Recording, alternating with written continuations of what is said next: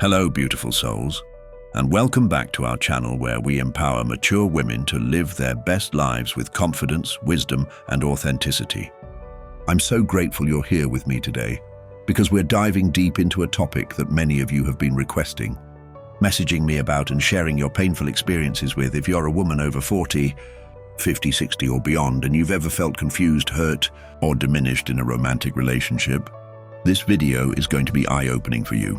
Today, we're going to discuss something that could save you from months or even years of emotional pain and self-doubt. We're talking about the 6 emotional manipulation tactics that some men specifically use on mature women. Before we go any further, I want you to do me a favor. If this topic resonates with you, if you know you need to hear this message, please take a moment right now to give this video a thumbs up. It helps our channel reach more women who desperately need this information. Also, hit that subscribe button and turn on the notification bell so you never miss our content.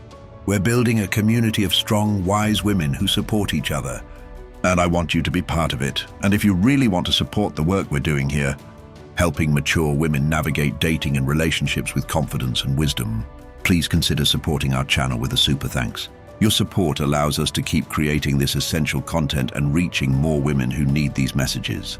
Every bit of support means the world to us and helps us continue this important mission.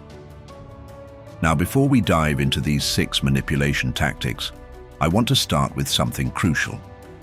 I need you to understand that recognizing manipulation is not about becoming cynical or distrustful. It's not about assuming every man is out to hurt you. It's about becoming informed, aware, and equipped to protect your heart and your peace of mind. You are an incredible woman. You've lived a rich, full life. You've overcome challenges, raised families, built careers, maintained friendships, survived losses, and accumulated decades of wisdom and experience. You bring so much to the table in any relationship. You deserve to be treated with respect, consistency, honesty, and genuine care. But here's the uncomfortable truth that we need to address head-on. Some men specifically target mature women because they believe we're more vulnerable to certain manipulation tactics. They think that because we might be lonely after a divorce or the loss of a spouse, or because we haven't dated in many years, or because we're at an age where we worry about running out of time, that we'll be easier to control and less likely to question their behavior. They're wrong about us being easy targets, of course. But unfortunately, these manipulators have often refined their techniques over years of practice. They know exactly what to say, how to act, and what buttons to push to make us doubt ourselves, lower our standards, and accept treatment that we would never have tolerated when we were younger. And that's exactly why today's video is so important. Knowledge is power. When you understand these manipulation tactics, when you can recognize them in real time, you become nearly impossible to manipulate. You'll be able to spot these behaviors early, set firm boundaries, and walk away before investing too much of your precious time and emotional energy. I want you to grab a notebook or open the Notes app on your phone right now. As we go through each manipulation tactic, I want you to honestly reflect on whether you've experienced these behaviors in your current or past relationships. Sometimes we need to see patterns written down in black and white to truly understand what's been happening to us. Also, I encourage you to share this video with any friends who might need to hear this message. Comment below if any of these tactics feel familiar to you. Your stories and insights help other women in our community feel less alone and more empowered to make healthy choices. Don't forget to share this video on your social media. You never know which friend might desperately need this information right now. Let me also address something that many of you have shared with me in your messages and comments. Some of you are worried that learning about manipulation tactics will make you too guarded, too suspicious, too afraid to open your heart to love again. I completely understand that fear, but I want you to think about it this way. Learning about manipulation tactics is like learning how to spot counterfeit money. When bank tellers are trained to recognize counterfeit bills, they don't become unable to use money or afraid of all currency. Instead, they become better at identifying the real thing. They can spot the fake quickly and confidently work with genuine currency. That's what we're doing today. We're training you to spot the counterfeit so you can confidently recognize and embrace the genuine when it comes along. We're not teaching you to be afraid of all men. We're teaching you to quickly identify the ones who aren't worthy of your time so you can save your energy for the ones who are. Now, I also want to say something about the men who use these tactics. Some of them are consciously manipulative. They know exactly what they're doing, and they deliberately target vulnerable women for their own gain. These are the true predators, and they deserve no sympathy or second chances. But others have learned these patterns unconsciously. Maybe they saw their fathers treat their mothers this way. Maybe they've never been taught how to have healthy relationships. Maybe they're so emotionally immature that they don't even realize how harmful their behavior is. These men might be capable of change with serious self-work and therapy. But here's the critical point. It is not your job to fix them, teach them, or wait around hoping they'll grow up. Your job is to protect yourself, honor yourself, and invest your time and love only in people who already know how to treat you well. You are not a rehabilitation center for emotionally immature or manipulative men. You are a prize to be cherished by someone who already understands your value. One more thing before we dive into the 6 tactics. The dating landscape has changed dramatically over the past few decades, especially with the rise of dating apps and social media. Many of the rules and expectations that governed dating when we were younger no longer apply. This can leave mature women feeling confused and uncertain about what's normal versus what's manipulative. Additionally, many of us are re-entering the dating world after long marriages or periods of being single. We might not be familiar with modern dating terminology like ghosting, breadcrumbing, love bombing, gaslighting, and future faking.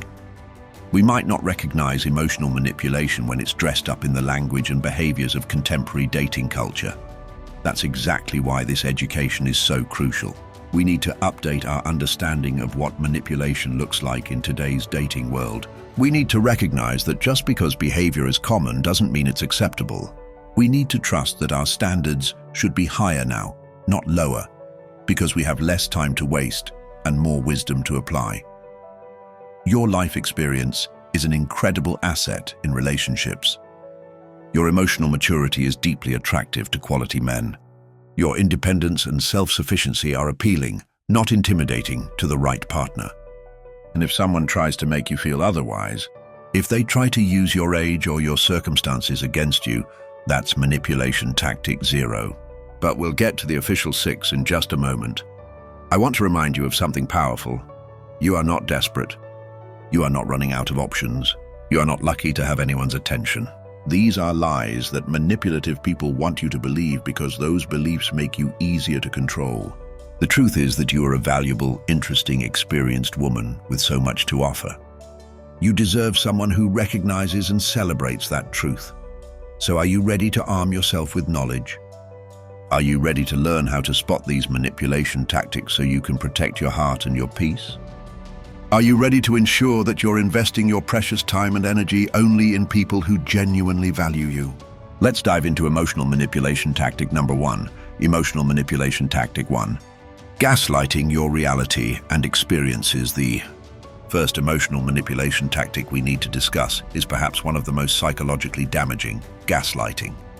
This is when someone makes you doubt your own perceptions, memories, feelings, and reality. They convince you that what you experienced, felt, or remembered didn't actually happen the way you think it did. Gaslighting is particularly insidious because it attacks your fundamental trust in yourself. When you can't trust your own mind, your own memories, your own feelings, you become dependent on the manipulator to tell you what's real and what isn't. This gives them enormous power over you. Let me paint a picture of what gaslighting looks like in practice with mature women. Imagine you're dating someone who said he would call you on Tuesday evening. Tuesday comes and goes with no call.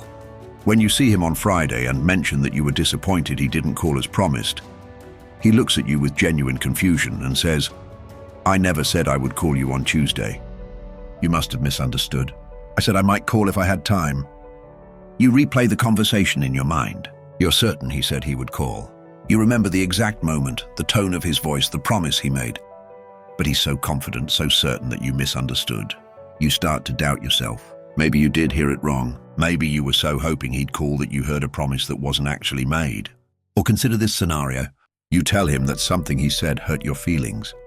Instead of apologizing or even just acknowledging your feelings, he responds with, "You're being too sensitive." "I was just joking. You always overreact to everything. This is why your last relationship didn't work out, because you can't take a joke."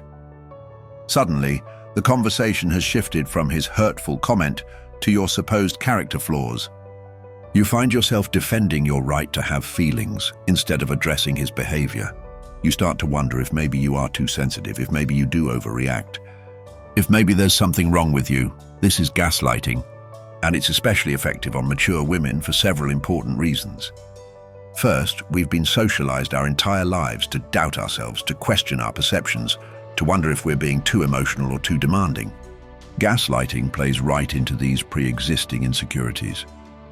Second, many mature women are experiencing natural age-related changes in memory. We might forget where we put our keys or blank on someone's name at a party. When a manipulator tells us we're remembering something wrong, we might be more inclined to believe them because we're already a bit insecure about our memory. Third, mature women often have empathy and understanding that comes from decades of life experience. We're used to seeing situations from multiple perspectives. We're practiced at giving people the benefit of the doubt. When someone insists we're wrong about what happened, we might think, well, maybe I am viewing this through my own biases. Maybe they're right and I'm wrong. But here's what you need to understand about gaslighting. It's not an honest disagreement about what happened. It's a deliberate tactic to make you doubt yourself so you'll be easier to control. A person engaging in gaslighting doesn't say, "I remember that conversation differently than you do. Let's talk about this miscommunication." Instead, they insist that their version is the only truth and that something is wrong with you for remembering or perceiving things differently. Let me share a detailed story that perfectly illustrates how damaging gaslighting can be. Margaret, a 58-year-old retired teacher, started dating a man she met at a community event. In the beginning, he seemed wonderful, attentive, genuinely interested in her. But gradually, subtle gaslighting began. She would mention plans they had made, and he would insist they never made those plans. She would bring up conversations they'd had, and he would claim those conversations never happened. She would express that his behavior hurt her feelings, and he would tell her she was misremembering events or being too sensitive. At first, Margaret trusted her own perceptions and pushed back against his reframing. But over time, as this pattern continued, she started to doubt herself. She began keeping a journal of their conversations and plans because she was so confused about what was real. She started second-guessing every feeling she had, wondering if she was being unreasonable or overly emotional. The gaslighting escalated. He began telling her that her friends didn't really care about her and were just being polite when they invited her places. He suggested that her adult children only called her when they needed something from her. He even hinted that her forgetfulness was becoming concerning and maybe she should see a doctor about early dementia. Margaret, who had been a confident, successful professional, became a shell of herself. She constantly questioned her own judgment. She stopped trusting her instincts. She became dependent on him to validate her reality. It wasn't until her daughter intervened and insisted she see a therapist that Margaret realized she was being psychologically abused. The therapist helped Margaret understand that gaslighting is a form of emotional abuse designed to destabilize someone's sense of reality and increase their dependence on the abuser. With support, Margaret ended the relationship and began the difficult process of rebuilding trust in herself. Margaret's story is heartbreaking, but unfortunately not uncommon. Gaslighting is one of the most damaging manipulation tactics because it doesn't just hurt you in the moment, it fundamentally undermines your ability to trust yourself, which affects every area of your life. There are several specific gaslighting phrases you should watch out for. When someone repeatedly says things like, "That never happened," "You're remembering it wrong," "You're being too sensitive," "You're crazy or irrational," "You're making a big deal out of nothing," "I never said that," "You're imagining things," or "You always twist my words," those are red flags. Now, it's important to distinguish between gaslighting and honest disagreement or misunderstanding. In healthy relationships, people sometimes remember events differently or have different perspectives on what happened. The difference is, in how these discrepancies are handled. A healthy person will say something like, "I remember that conversation differently. Maybe we misunderstood each other. Can we talk about what each of us heard?" They're open to the possibility that either of you could have misunderstood.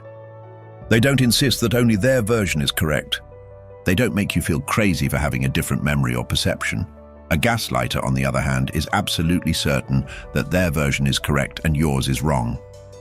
They show no curiosity about how you experience the situation. They have no interest in understanding your perspective.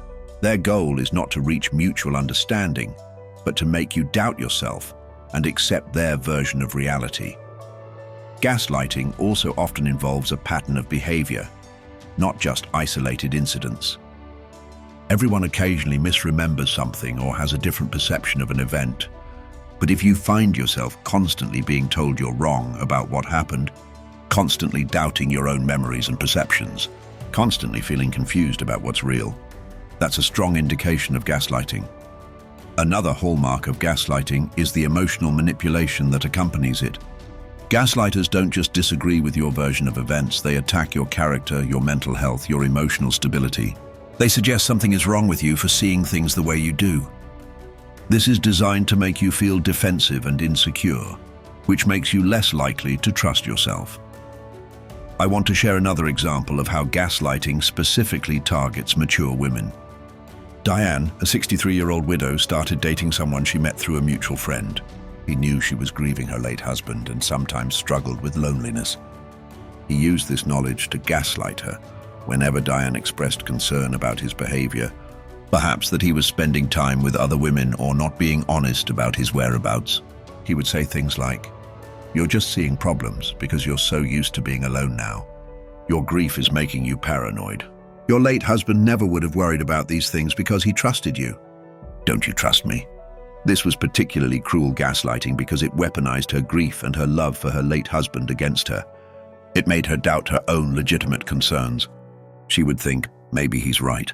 Maybe I am being paranoid because of my grief. Maybe I need to work on my trust issues. It took her friend, the one who had introduced them, to point out that Diane's concerns were completely valid. The man was indeed being deceptive and unfaithful. Diane's instincts were correct all along, but the gaslighting had convinced her to ignore them. So how do you protect yourself from gaslighting? First and most importantly, trust yourself. Your perceptions are valid. Your feelings are real. Your memories are your own. If someone consistently makes you doubt these things, that's a massive red flag. Second, keep records. If you find yourself in a situation where you're frequently questioning what was said or agreed upon, start keeping a journal or saving text messages and emails. Having a record of communications can help you trust yourself when someone tries to tell you that conversations never happened or were different than you remember. Third, maintain your outside relationships. Gaslighters often try to isolate their victims because isolation makes gaslighting more effective. If you're only hearing one person's version of reality with no outside perspectives, you're more vulnerable to believing that version even when it's false. Stay connected to friends and family who know you well and can offer reality checks when needed. Fourth, pay attention to how you feel after interactions with someone. If you consistently feel confused, uncertain about your own perceptions, defensive about your character or mental health, those are warning signs that you might be experiencing gaslighting. Trust that feeling of something being off. Fifth, set firm boundaries around having your reality challenged. You might say something like, "I understand we may remember this conversation differently, but I'm confident in my memory." If you continue to insist I'm wrong without being open to the possibility that you might be misremembering, we have a problem. Watch how they respond to this boundary. A healthy person will respect your right to your own perceptions. A gaslighter will likely escalate, becoming angry or more insistent that you're wrong. Or they might flip the script and accuse you of gaslighting them. Sixth, consider whether this person makes you feel like you're going crazy. This is often how victims of gaslighting describe their experience. If you find yourself using phrases like, "I feel like I'm losing my mind," or "I don't know what's real anymore," or "I can't trust my own judgment," those are serious indicators that you're being gaslit. Finally, if you recognize that you've been experiencing gaslighting, please reach out for professional help.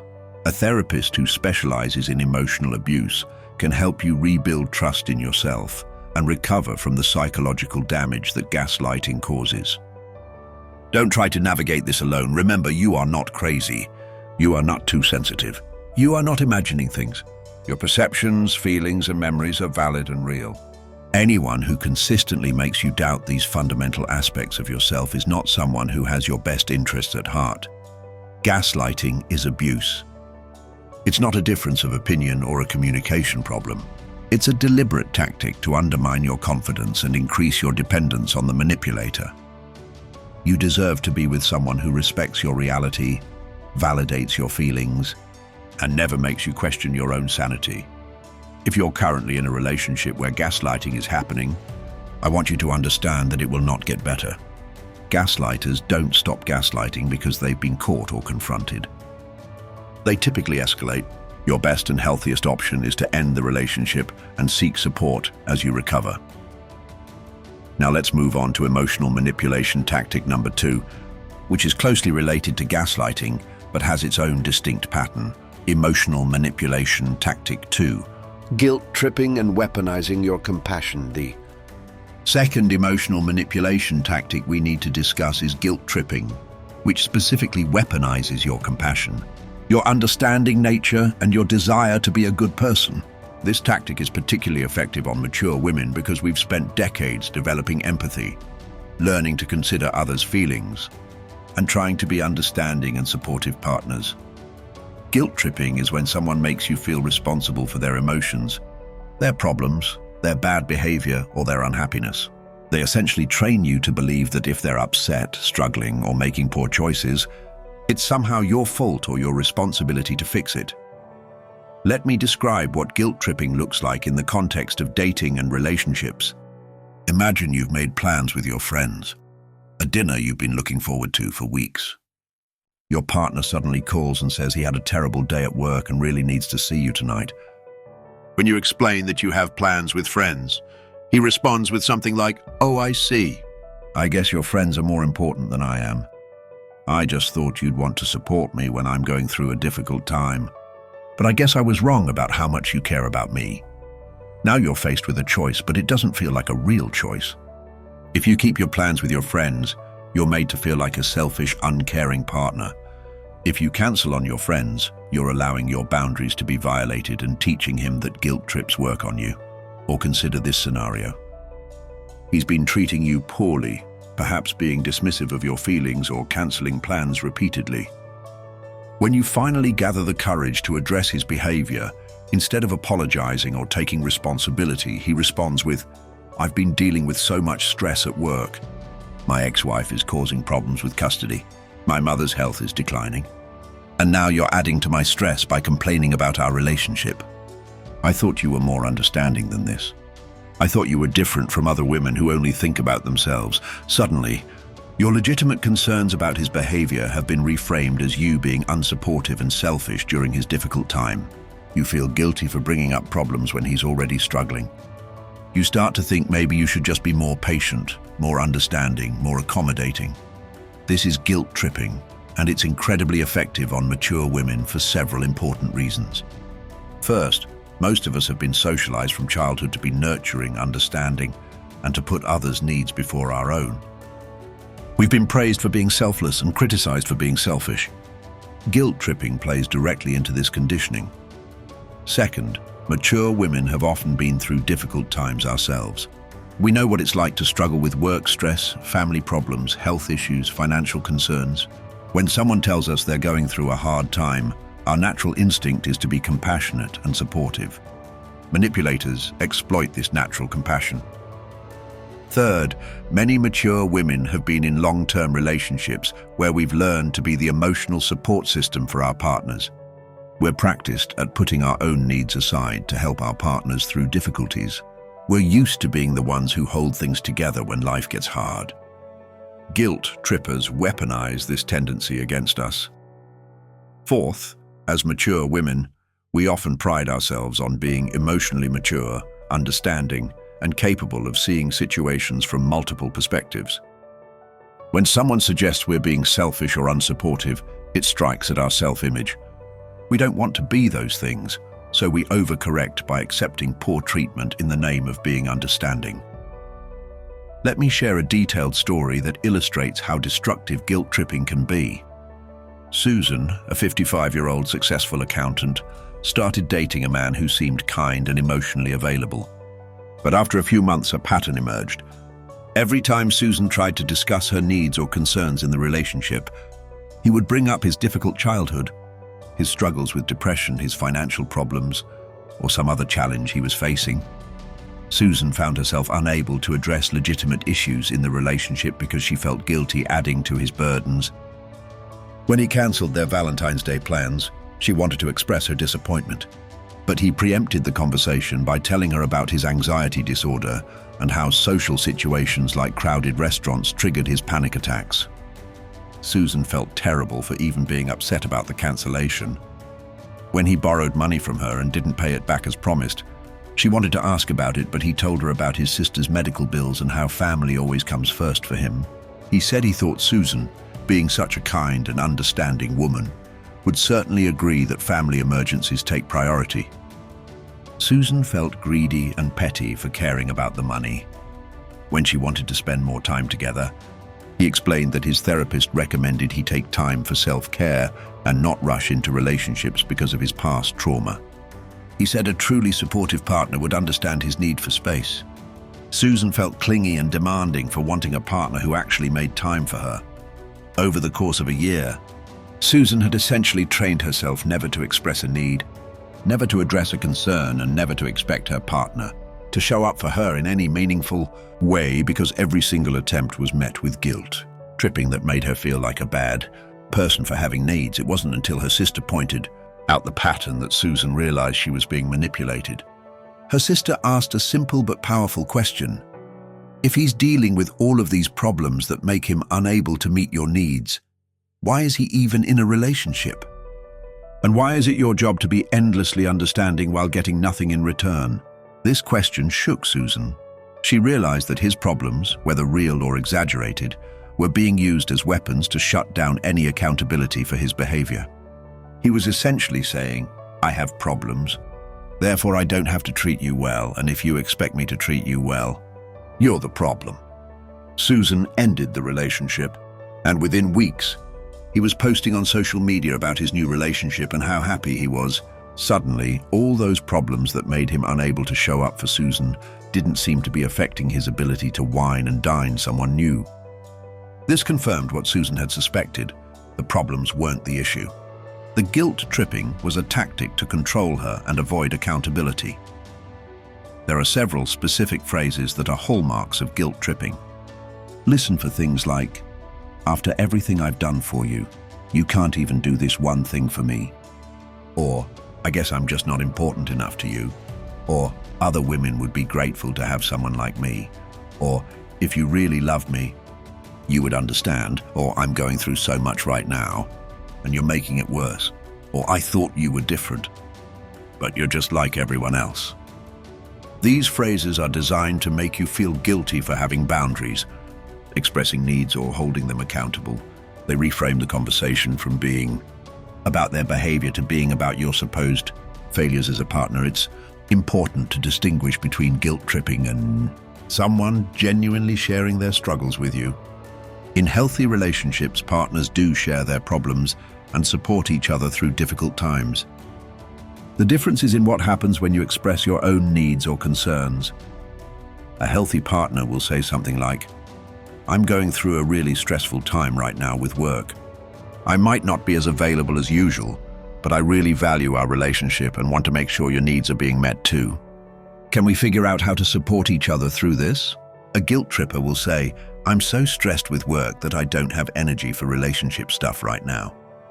If you can't be understanding about that, then maybe you're not the right person for me. Do you see the difference? The healthy partner acknowledges their limitations but still takes responsibility for the relationship. The guilt tripper uses their problems as a reason why you should expect nothing from them and feel bad for having any expectations at all. Another important distinction is reciprocity. In healthy relationships, support goes both ways. Sometimes you're the one needing support and sometimes you're the one providing it. But with guilt trippers, it's always one-directional. They expect endless understanding and support from you. But when you're going through difficult times, they're nowhere to be found, or they somehow make your problems about them. I want to share another example of guilt tripping that specifically targets mature women. Patricia, a 61-year-old nurse, was dating a man who constantly used her compassionate nature against her. When she expressed that she wanted him to call more often, he said, "You know, my ex-wife used to make demands like that, and it's one of the reasons our marriage fell apart. I thought you were more secure and independent than to need constant reassurance." This was a double guilt trip. First, he compared her to his ex-wife, knowing that no woman wants to be compared negatively to an ex. Second, he reframed her reasonable desire for regular communication as neediness and insecurity. Patricia, who prided herself on being independent and secure, immediately felt guilty and didn't bring up the issue again. When she wanted him to meet her adult children, he said, "My kids still haven't accepted that their mother and I are divorced. If they found out I was dating someone, it would devastate them. I know you would never want to be responsible for hurting innocent children." Patricia, a mother herself, felt terrible at the thought of causing children pain, even though the situation had nothing to do with her and wasn't her responsibility. When she suggested they take a weekend trip together, he said, "I would love that, but I'm trying to save money to help my daughter with her student loans. I guess some of us prioritize our children's futures over vacations." Patricia, who had also helped her own children with college expenses, felt selfish for even suggesting a trip. Every single desire or need Patricia expressed was met with a guilt trip that made her feel like a bad person for wanting normal relationship things. She eventually ended the relationship, but the emotional damage took months to heal from because she had internalized the message that her needs were selfish and unreasonable. So how do you protect yourself from guilt tripping? First, recognize that having needs and boundaries doesn't make you selfish. It makes you human. You have the right to expect respect, consideration, communication, and effort in your relationships. Anyone who tries to make you feel guilty for having these basic expectations is not someone who values you. Second, pay attention to patterns. If every time you express a need or concern, the conversation gets turned around to make you feel guilty, that's a red flag. If you find yourself constantly feeling like a bad person for having normal human desires, that's a sign you're being manipulated. Third, practice what I call compassion without compromise. You can be understanding about someone's struggles without accepting poor treatment. You can be sympathetic to their difficulties without giving up your right to have your needs met. These are not mutually exclusive. In fact, healthy relationships involve both partners being compassionate toward each other while still maintaining reasonable expectations. Fourth, watch out for the phrase, "if you really loved me." This phrase is almost always a manipulation. Real love doesn't require you to sacrifice your well-being, ignore poor treatment, or give up your boundaries. If someone is using love as a weapon to guilt you into accepting less than you deserve, that's not love, that's manipulation. Fifth, ask yourself this important question. If I were treating this person the way they're treating me, and I used the same excuses they're using, would they accept it? If the answer is no, then you're being held to a double standard, and that's not fair or healthy. Sixth, maintain your outside support system. Guilt trippers often try to isolate you because isolation makes their tactics more effective. Stay connected to friends and family who can offer perspective. When you're trying to figure out if you're being unreasonable or if you're being manipulated, trusted outsiders can often see the situation more clearly than you can. Seventh, set firm boundaries around guilt tripping. When someone tries to make you feel guilty for having needs, you can say something like, "I understand you're going through a difficult time, but my needs in this relationship are valid too. I'm not asking you to solve all my problems, but I am asking you to treat me with respect and consideration." If you can't do that right now, then maybe this isn't the right time for you to be in a relationship. Watch how they respond to this boundary. A person who genuinely cares about you will recognize that they've been unfair and will work to do better. A guilt tripper will likely escalate, accusing you of being unsupportive or selfish, or they might turn on the waterworks and make themselves the victim of your cruelty. Eighth, remember that someone else's problems are not your responsibility to fix. You can be supportive and compassionate, but you cannot fix another person's life. More importantly, their problems don't excuse them from treating you well. Many people face challenges in life, but most of them still manage to be kind, considerate partners. Problems are a reason, not an excuse. Finally, trust your feelings. If you consistently feel guilty, selfish, or like a bad person in a relationship, even though you're actually being quite giving and understanding, that's a strong sign that you're being manipulated. Healthy relationships make you feel appreciated, valued, and secure in being yourself. They don't make you feel like you're never quite good enough or never quite understanding enough. If you recognize that you've been experiencing guilt tripping, please be gentle with yourself. You weren't weak or foolish for falling for it. You were being a compassionate human being, and someone exploited that beautiful quality. That's on them, not you. Now that you recognize the tactic, you can protect yourself from it in the future. Remember, your compassion is a gift, not a weapon to be used against you. The right partner will cherish your kind heart, not exploit it. They will reciprocate your understanding, not take advantage of it. They will appreciate your empathy, not weaponize it. Now let's discuss emotional manipulation tactic number 3, which is particularly confusing and emotionally destabilizing. Emotional manipulation tactic 3. Future faking and empty promises. The third emotional manipulation tactic we need to address is called future faking, which involves making elaborate promises about the future with no real intention of following through. This tactic is particularly cruel because it gives you hope, keeps you invested in the relationship, and prevents you from seeing the reality of who this person actually is and how they're actually treating you. Future faking is when someone paints a beautiful picture of the life you'll have together, the plans you'll make, the experiences you'll share, and the commitment you'll build, all while having no genuine intention of making any of it happen.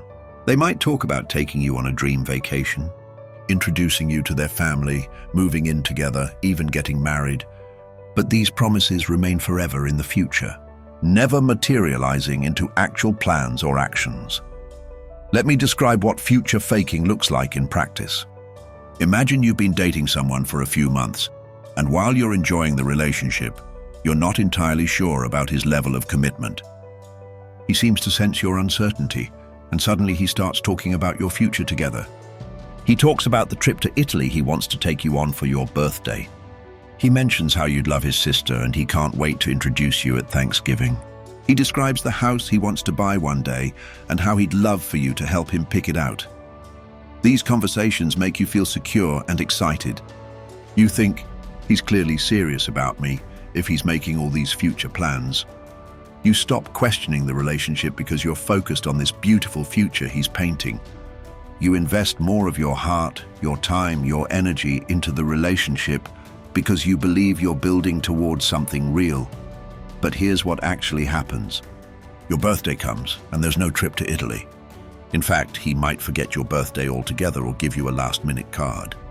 Thanksgiving approaches, and he suddenly has reasons why you can't meet his family this year. Maybe next year, he says. The house hunting never happens because he never actually takes any steps toward buying a house. When you bring up these unfulfilled promises, he has explanations. Work got too busy for the Italy trip. His family situation is complicated right now. The housing market isn't right at the moment. And then, to keep you hooked, he pivots to new future promises. He talks about Christmas plans together, or a spring vacation, or a summer wedding. The carrot always stays just out of reach, perpetually in the future, never in the present. This is future faking, and it's especially damaging to mature women for several crucial reasons. First, many of us are at a life stage where we're genuinely thinking about the future in serious ways. We might be considering retirement, thinking about where we want to live, evaluating our long-term financial security, or contemplating what we want our later years to look like. When someone enters our life and offers to be part of that future, we take it seriously because the future is real and important to us. Second, mature women often have less time to waste on relationships that aren't going anywhere. When we're dating in our 40s, 50s, 60s and beyond, we're not just casually dating to see what happens. We're looking for genuine partnership and companionship for our remaining years. Future faking exploits this urgency by making us believe we've found what we're looking for, when in reality we're being strung along. Third, many mature women have already experienced building a real future with someone. We've been in marriages or long-term relationships where plans turned into reality. We know what it looks like when someone is genuinely committed to building a life together. This experience can actually make us more vulnerable to future faking because we recognize the language and behavior of commitment, or so we think. Skilled manipulators know how to mimic the appearance of commitment without any substance behind it. Fourth, mature women are often giving and generous partners who contribute significantly to relationships. When someone makes promises about our shared future, we start investing in that future immediately. We might rearrange our lives, make financial decisions, or pass up other opportunities based on these promises. The manipulator gets all the benefits of our investment without having to invest anything themselves except empty words. Let me share a heartbreaking story that illustrates the devastating impact of future faking. Caroline, a 59-year-old successful business owner, met a man who seemed absolutely perfect. From their second date, he was talking about their future together. He talked about how he'd always wanted to retire to the mountains and had found the perfect property he wanted to show her. He mentioned wanting to travel through Europe for 3 months and asked which countries she'd most want to visit. He talked about his dream of writing a novel and how he'd love to have a partner who would support that dream. Caroline was enchanted. Here was a man who wasn't afraid of commitment, who could talk about the future, who had dreams and wanted to share them with her. Over the next year, he continued this pattern. He showed her real estate listings for mountain properties. He sent her travel articles about European destinations. He talked about his novel ideas and how her business expertise would be so valuable when it came time to publish. Caroline found herself structuring her business decisions around this promised future. She turned down opportunities to expand to new locations because they discussed how she'd scale back when they moved to the mountains. She postponed a trip to visit her grandchildren because he kept suggesting they should save that vacation time for their big Europe trip. She even started researching publishing options for his novel, even though he'd never written a single page. After 18 months, Caroline realized that absolutely nothing he'd promised had come to fruition. Not only that, but he'd never taken a single concrete step toward any of these dreams.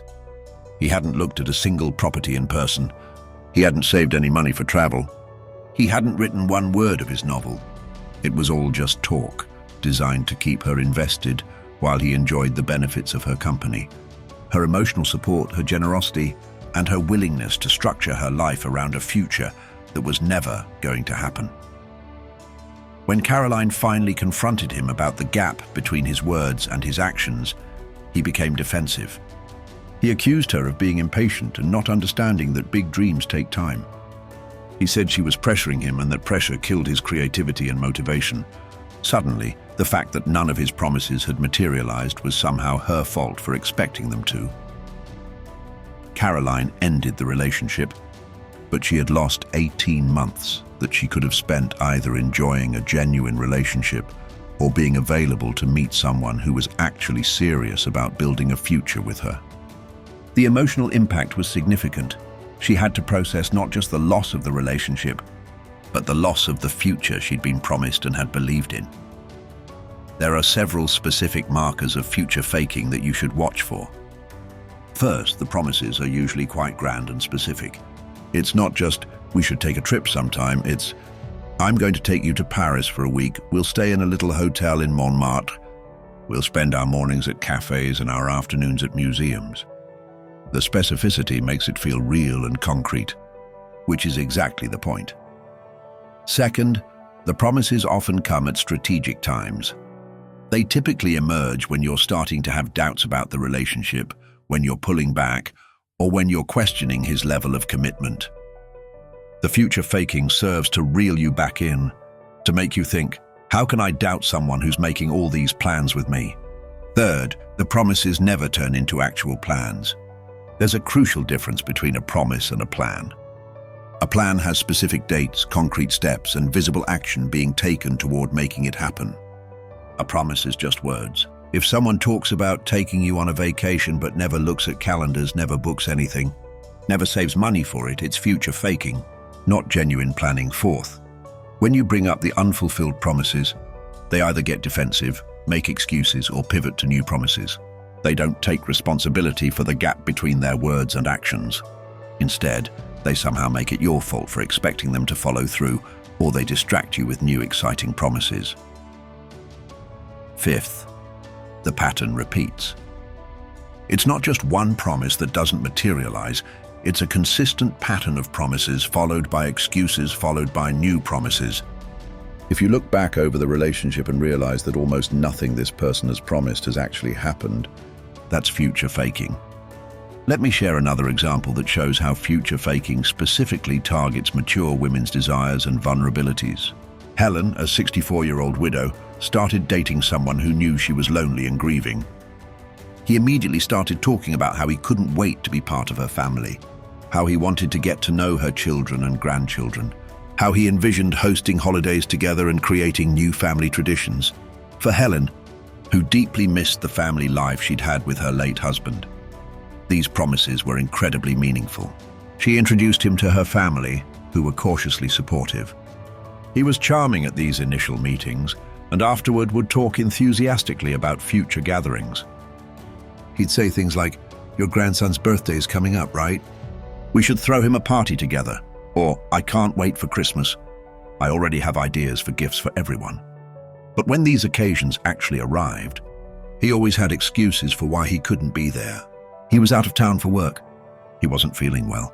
He had a prior commitment he'd forgotten about. Helen found herself constantly explaining his absence to her family and feeling embarrassed that this man who'd been so enthusiastic about being part of their lives never actually showed up. And after a year of this pattern, Helen's adult daughter gently pointed out that he'd never once attended a single family event, despite constant promises that he would. He'd never met most of Helen's family members, despite claiming he couldn't wait to know them all. He'd never taken a single step toward integrating into her life. Despite all the talk about building a life together, Helen realized she'd been future faked, and the promises had been specifically designed to exploit her desire for partnership and family connection after losing her husband. It was particularly cruel because it gave her hope that she could have that family life again, only to repeatedly disappoint her. So how do you protect yourself from future faking? First, focus on present behavior, not future promises. How is this person treating you right now today? Are they showing up for you consistently in the present? Are they making you feel valued and prioritized in their current life? These present realities matter far more than any promises about the future. Second, watch for the gap between words and actions. If someone talks about wanting to build a future with you but never takes any concrete steps toward that future, believe their actions, not their words. Actions are the truth. Words are just noise. Third, be wary of anyone who makes grand promises very early in the relationship. Healthy relationships build gradually. Someone who barely knows you can't genuinely promise you a future because they don't know you well enough yet to know what that future would look like. Early future faking is a red flag that the person is more interested in hooking you than in genuinely getting to know you. Fourth, hold people accountable for their promises. If someone promises something, follow up on it. If they say they're going to call you tomorrow and they don't call, address it. If they say they want to plan a trip, ask specific questions about when and how to make it happen. If they consistently fail to follow through on their promises, that tells you everything you need to know about their character and their intentions. Fifth, trust your feelings.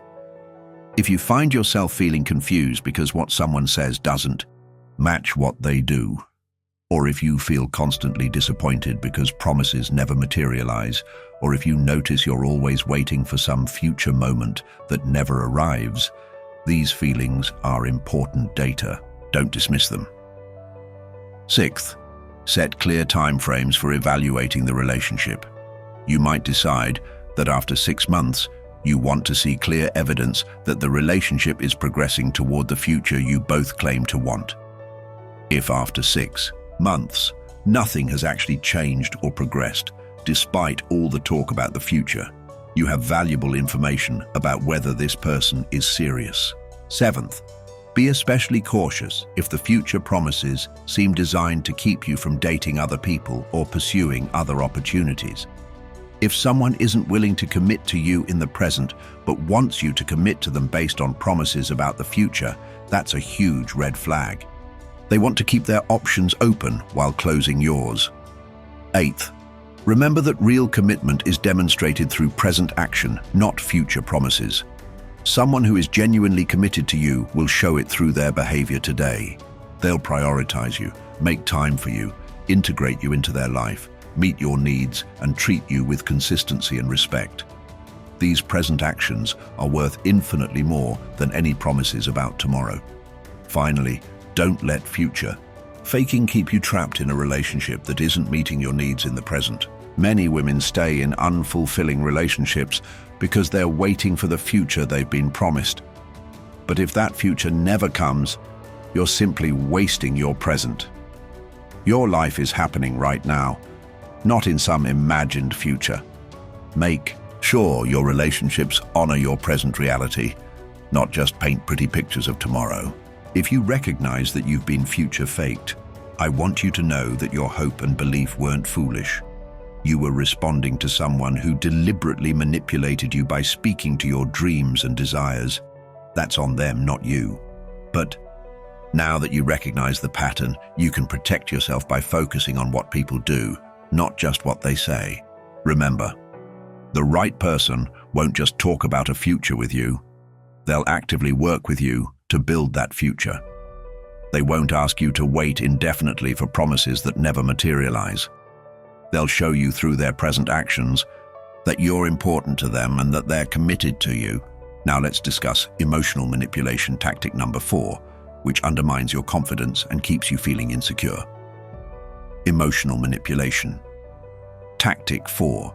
Negging and subtle put-downs, the 4th emotional manipulation tactic we need to address, is called negging, which involves backhanded compliments, subtle put-downs, and comments designed to undermine your confidence and make you feel insecure. This tactic is particularly insidious because the comments often seem minor or even well-intentioned on the surface, making it hard to call out the behavior without seeming oversensitive. Negging is when someone gives you compliments that contain insults or makes observations about you that are designed to make you feel self-conscious and less than. The goal is to lower your self-esteem so that you'll work harder for their approval and be less likely to recognize that you deserve better treatment. Let me paint a picture of what negging looks like in practice. Imagine you're getting ready for a date and you're wearing a dress you love that makes you feel confident and attractive. When he picks you up, he looks at you and says, "Wow, that dress is really brave. Not everyone can pull off that style at your age." Or maybe he says, "You look nice. You know, you should wear makeup more often. It really helps." These comments might seem like compliments on the surface. He said you look nice after all, but there's a sting in both statements. The first one implies that your dress is inappropriate for your age and that it takes bravery or boldness to wear it because you're too old for it. The second one implies that you usually don't look as good without makeup and that you need makeup to be attractive.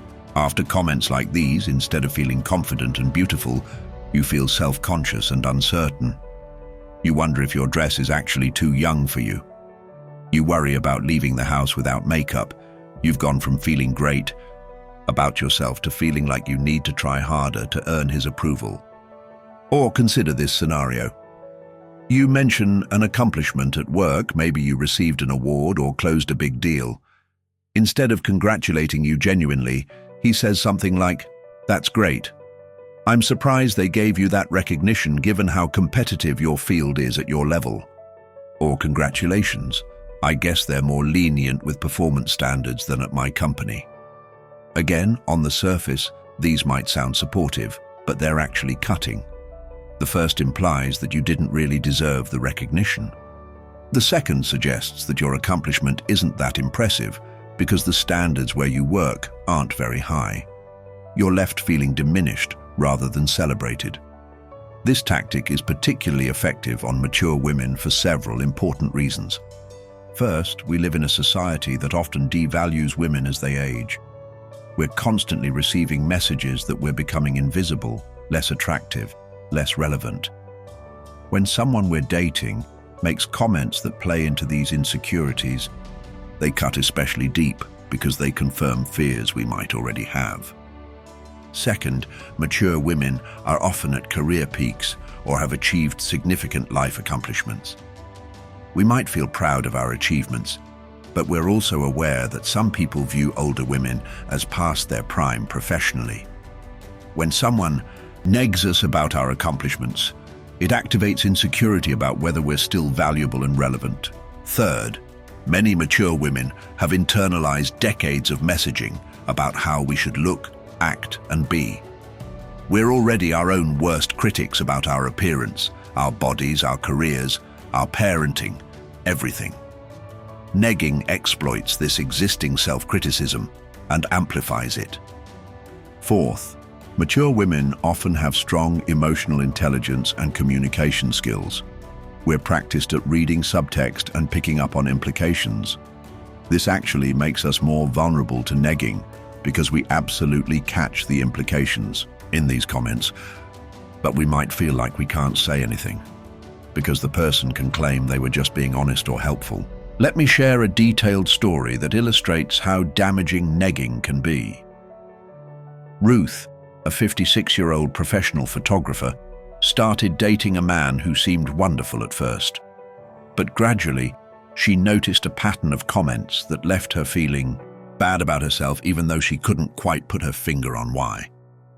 He would say things like, "I love how confident you are. You don't even care that you're gaining weight."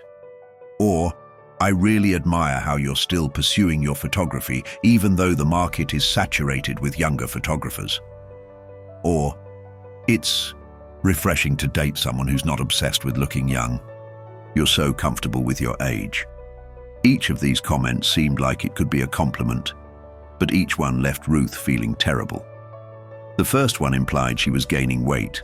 The second implied her photography career was probably going nowhere because she was older. The third implied that most women her age are desperately trying to look younger. And while he framed her as different, it still made her self-conscious about her age. The negging extended to her appearance. He'd say, "You look so much better when you wear your hair down," implying she looked bad with her hair up. He'd comment, "That outfit is very comfortable looking," implying she looked frumpy. He'd mention, "Your friend Janet really takes care of herself, doesn't she?" implying that Ruth didn't take care of herself. Over time, Ruth found herself constantly trying to win his approval.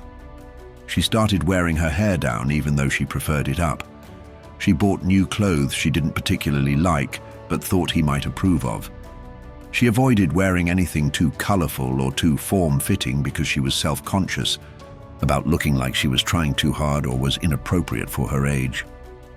Ruth also noticed that she stopped sharing her professional wins with him because his responses always had that edge of implied criticism. She felt like she couldn't be proud of her accomplishments around him without being subtly reminded that they weren't that impressive or that she'd been lucky rather than skilled. It wasn't until a friend asked Ruth why she seemed so unsure of herself lately, something that used to never be true, that Ruth realized what was happening.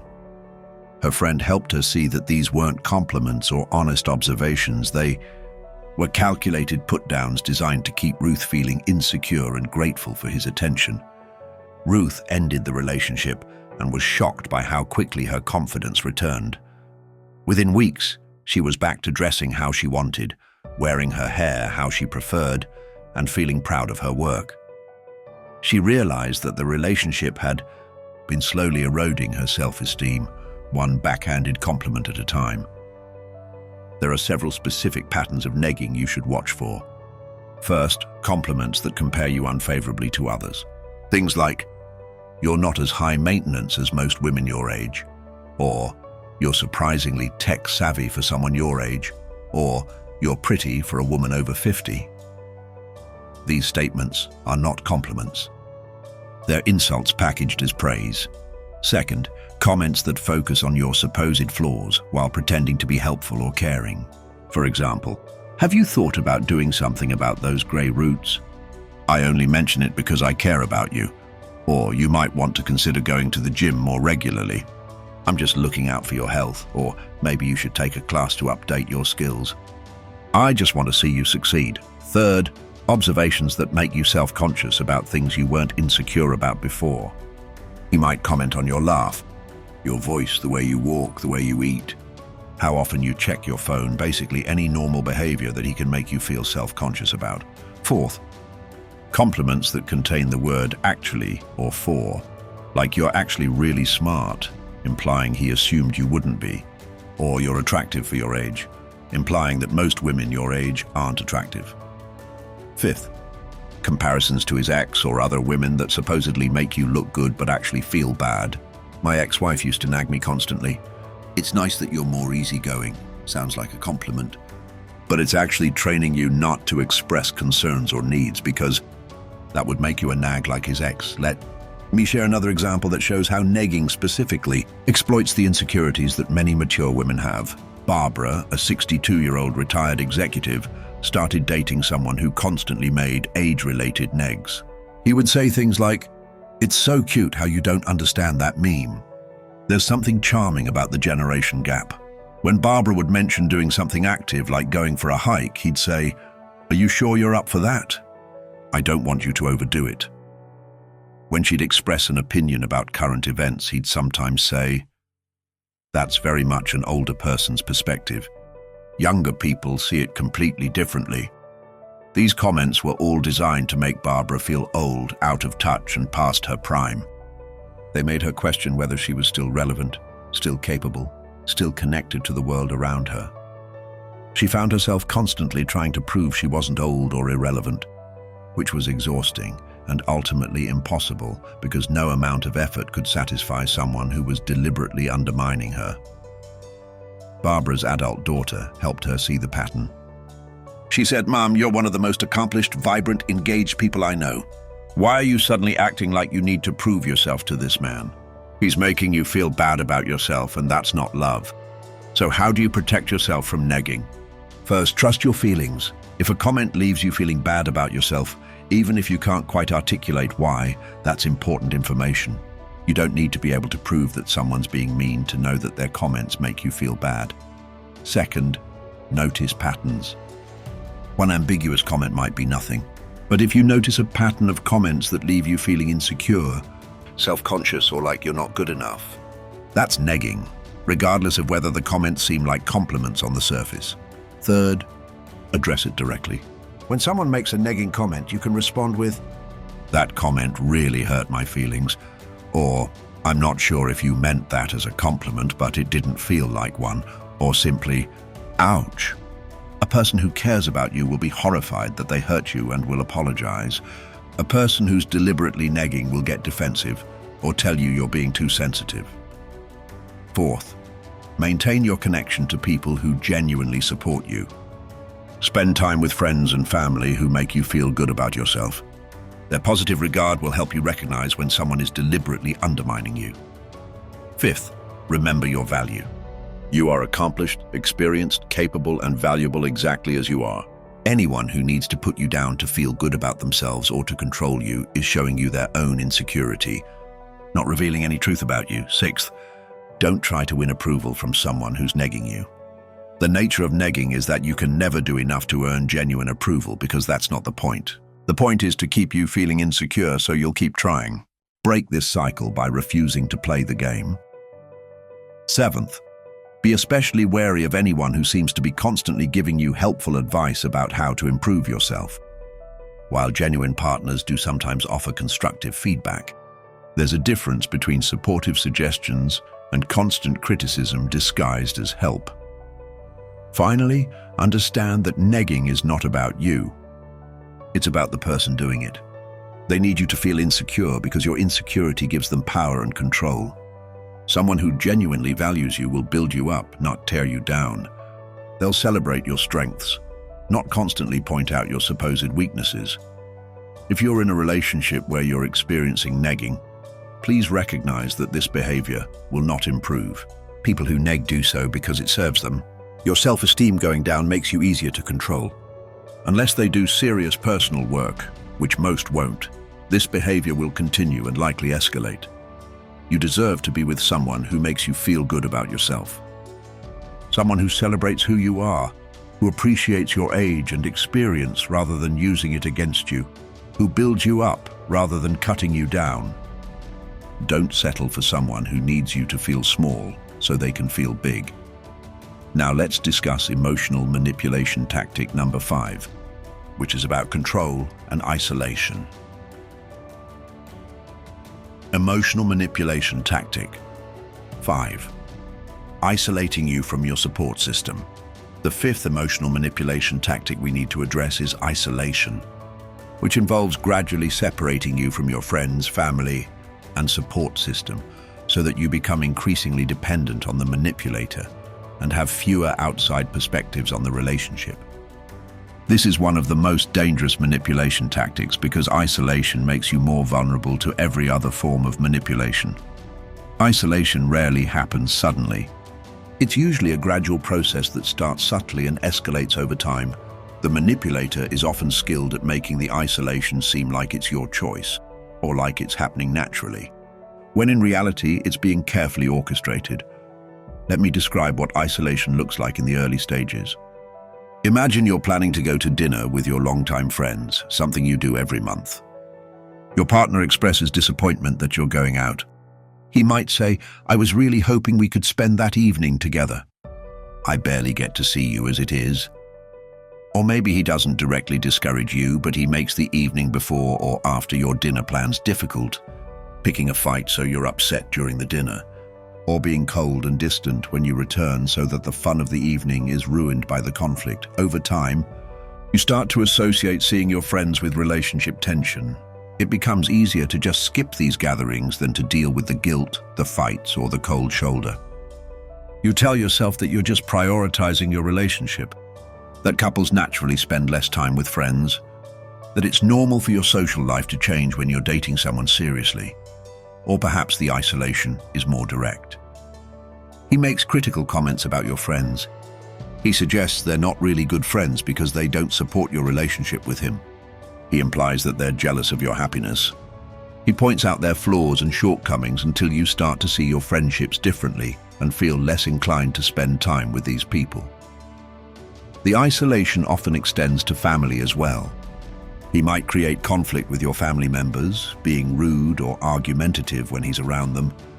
Then when you express concern about his behavior, he turns it around and accuses your family of not accepting him or being judgmental. You find yourself in the uncomfortable position of mediating between your partner and your family, and eventually, it seems easier to just see your family less often. This manipulation tactic is particularly effective on mature women for several critical reasons. First, many mature women highly value their romantic relationships and partnership. We might have been raised with messaging that a woman's primary relationship should be with her romantic partner, and we might unconsciously prioritize that relationship over all others. Second, mature women often have busy lives with multiple demands on our time. We might have careers, aging parents to care for, adult children and grandchildren, volunteer commitments. When a partner suggests we're spreading ourselves too thin and should focus more on the relationship, it might seem like reasonable advice rather than manipulation. Third, many mature women have experienced the natural evolution of friendships over time. Friends move away, priorities change, life gets busy. When friendships start to fade because of a romantic relationship, we might think it's just part of the natural ebb and flow of life, rather than recognizing it as deliberate isolation. Fourth, mature women often want to demonstrate our emotional maturity and commitment to our relationships. When a partner expresses that he needs more of our time and attention, we might interpret meeting those needs as being a good partner, not recognizing that the demands are unreasonable and isolating. Let me share a comprehensive story that illustrates how devastating isolation can be. Janice, a 60-year-old retired teacher, had a rich social life before she met David. She had a book club she'd been part of for 15 years, a group of friends she went to dinner with monthly, regular volunteer work at her local library, and close relationships with her 2 adult daughters and her grandchildren. Within the first 6 months of dating David, subtle changes started happening. He wanted to spend every weekend together, which meant Janice started missing her book club meetings. When she said she needed to go to maintain her membership, he sighed and said, "I guess I'll just spend the weekend alone then." I was really looking forward to us having this time together. Janice felt guilty and started skipping book club more often. Eventually, after missing several meetings, she felt too awkward to go back and quietly left the group. David often made plans for them on the same nights Janice had her monthly dinners with friends. When she reminded him about her dinner plans, he'd say he'd forgotten and already made reservations somewhere special, or bought theatre tickets or planned something else. Janice found herself constantly cancelling on her friends. They eventually stopped inviting her, and she felt hurt that they'd given up on her, not recognizing that David's behavior had been designed to create exactly this outcome. When Janice's daughters expressed concern about how much time she was spending with David and how little they saw of her anymore, David convinced Janice that her daughters were being controlling and jealous of her happiness. He suggested that they were trying to interfere in her life because they didn't want her to move on after her husband's death. Janice, who had always been close to her daughters, started to pull away from them to avoid the tension. Within a year, Janice had virtually no social life outside of David. She'd left her book club, lost touch with her friends, saw her daughters infrequently and usually with tension, and even stopped volunteering at the library because David said she was always too tired afterward to spend quality time with him. Janice didn't realize she was being isolated. She thought she was just naturally prioritizing her relationship and that the changes in her social life were normal adjustments. It wasn't until David's controlling behavior escalated into financial abuse and Janice had no one to turn to for help or perspective that she recognized how completely he'd isolated her from her support system. Fortunately, Janice's older daughter persisted in reaching out despite the distance that had grown between them. When Janice finally confided about David's financial abuse, her daughter helped her see the full pattern of manipulation, including the deliberate isolation. With her daughter's support and the help of a therapist, Janice ended the relationship and slowly rebuilt her social connections, but the damage took years to repair. Some friendships couldn't be rekindled. Her book club had closed. Her position at the library had been filled. Most painfully, her relationship with her daughters had been damaged by the years of distance and tension. Janice had to grieve these losses while also processing the manipulation she'd experienced. There are several specific tactics that manipulators use to isolate their partners. First, they monopolize your time. They want to be with you constantly, which sounds romantic, but actually prevents you from maintaining other relationships. If you suggest doing something without them, they make you feel guilty, suggesting you don't want to spend time with them or that you're prioritizing others over the relationship. Second, they create conflict with your friends and family. They might be rude or argumentative when they're around your loved ones, making gatherings uncomfortable. Or they might criticize your friends and family when you're alone, planting seeds of doubt about those relationships. Third, they play the victim. When you want to spend time with others, they act hurt or abandoned. They might say things like, "I guess I'm not enough for you," or "It's fine. I'll just be here alone," or "I thought you loved me." But apparently your friends are more important. Fourth, they create drama around your social activities. They pick fights before you go out or when you come home. They call or text constantly while you're with others, interrupting your time and pulling your attention back to them. They manufacture emergencies that require you to leave early or cancel plans. Fifth, they undermine your relationships by misrepresenting situations. They might tell you that your friend said something negative about you, or that your family member doesn't really support you, or that people are talking about you behind your back. These lies are designed to damage your relationships and make you trust only the manipulator. Sixth, they gradually increase their demands on your time while framing it as relationship needs. What starts as wanting one weekend together becomes every weekend, then most weeknights, then all your free time. before you realize it, you have no time for anyone or anything else. Let me share another example that shows how isolation specifically targets mature women's circumstances. Evelyn, a 67-year-old widow, started dating someone who knew she was lonely after her husband's death. He was very understanding and supportive in the beginning, which made Evelyn feel cared for, but gradually, he started suggesting that her friends and family didn't really understand what she was going through. He'd say, "They don't get it. They don't know what it's like to lose someone. I'm the only one who really understands you." This made Evelyn feel like she could only truly connect with him, that others couldn't provide the support she needed. He also suggested that seeing her friends and family was too painful for her because they reminded her of her late husband. He convinced her that she needed to distance herself from these reminders to heal. Evelyn, who was indeed still grieving, thought this might be good advice. What she didn't realize was that he was systematically cutting her off from her support system by weaponizing her grief. He was isolating her under the guise of helping her heal, when in reality he was making her more vulnerable and dependent on him. So how do you protect yourself from isolation? First, recognize the warning signs early. If someone is always wanting to monopolize your time, if they create tension around your other relationships, if they make you feel guilty for having a life outside of them, these are red flags. Second, maintain your relationships and activities regardless of how your partner feels about it. Your friendships, family connections, hobbies, and social activities are important for your well-being. They're not optional or expendable. A healthy partner will understand this and support you in maintaining a balanced life. Third, pay attention to changes in your social life since starting the relationship. Have you been seeing your friends and family less?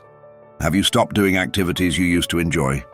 Have relationships that were once important to you faded or become strained? If so, ask yourself why these changes have happened and whether they're truly your choice or the result of pressure from your partner. Fourth, listen to your friends and family if they express concerns about your relationship. People who love you and have your best interests at heart are not trying to interfere or control you when they raise concerns. They're offering valuable outside perspective that you might not be able to see when you're in the relationship. Fifth, maintain your independence. Keep your own friends, your own activities, your own interests, your own financial independence. Don't allow yourself to become so enmeshed with a partner that you lose your individual identity and your connection to the world outside the relationship. Sixth, be wary of anyone who tries to position themselves as the only person who truly understands you or cares about you. This is a classic isolation tactic. Healthy relationships don't require you to believe that your partner is the only person who matters or who can support you. Seventh, if you realize you've been isolated, reach out to the people you've drifted away from. Real friends and family who love you will understand and welcome you back. Don't let embarrassment or pride prevent you from reconnecting with your support system. Finally, understand that isolation is often a precursor to other forms of abuse.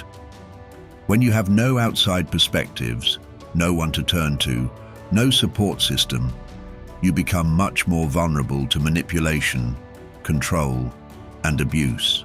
Isolation is rarely just about wanting to spend time together. It's about making you dependent and controlling your access to help and support. If you're in a relationship where you've been isolated, please recognize how serious this is. Isolation is not about love, it's about control. Someone who genuinely loves you will want you to have rich, fulfilling relationships with others. They'll understand that your connections to friends and family make you happier and more whole, which benefits the relationship rather than threatening it. You deserve to have both a loving romantic relationship and a strong support system. These are not mutually exclusive. The right partner will encourage and support your other relationships, not try to eliminate them. Now let's discuss the final emotional manipulation tactic, which is perhaps the most confusing and difficult to navigate. Emotional manipulation tactic 6. Playing the victim and reversing roles. The sixth and final emotional manipulation tactic we need to address is called playing the victim, or DARVO, which stands for deny, attack, and reverse victim and offender. This is when someone who has hurt you or behaved badly flips the situation around so that suddenly they're the victim and you're the perpetrator. This tactic is particularly crazy-making because it completely distorts reality and leaves you feeling confused, guilty, and responsible for problems you didn't create.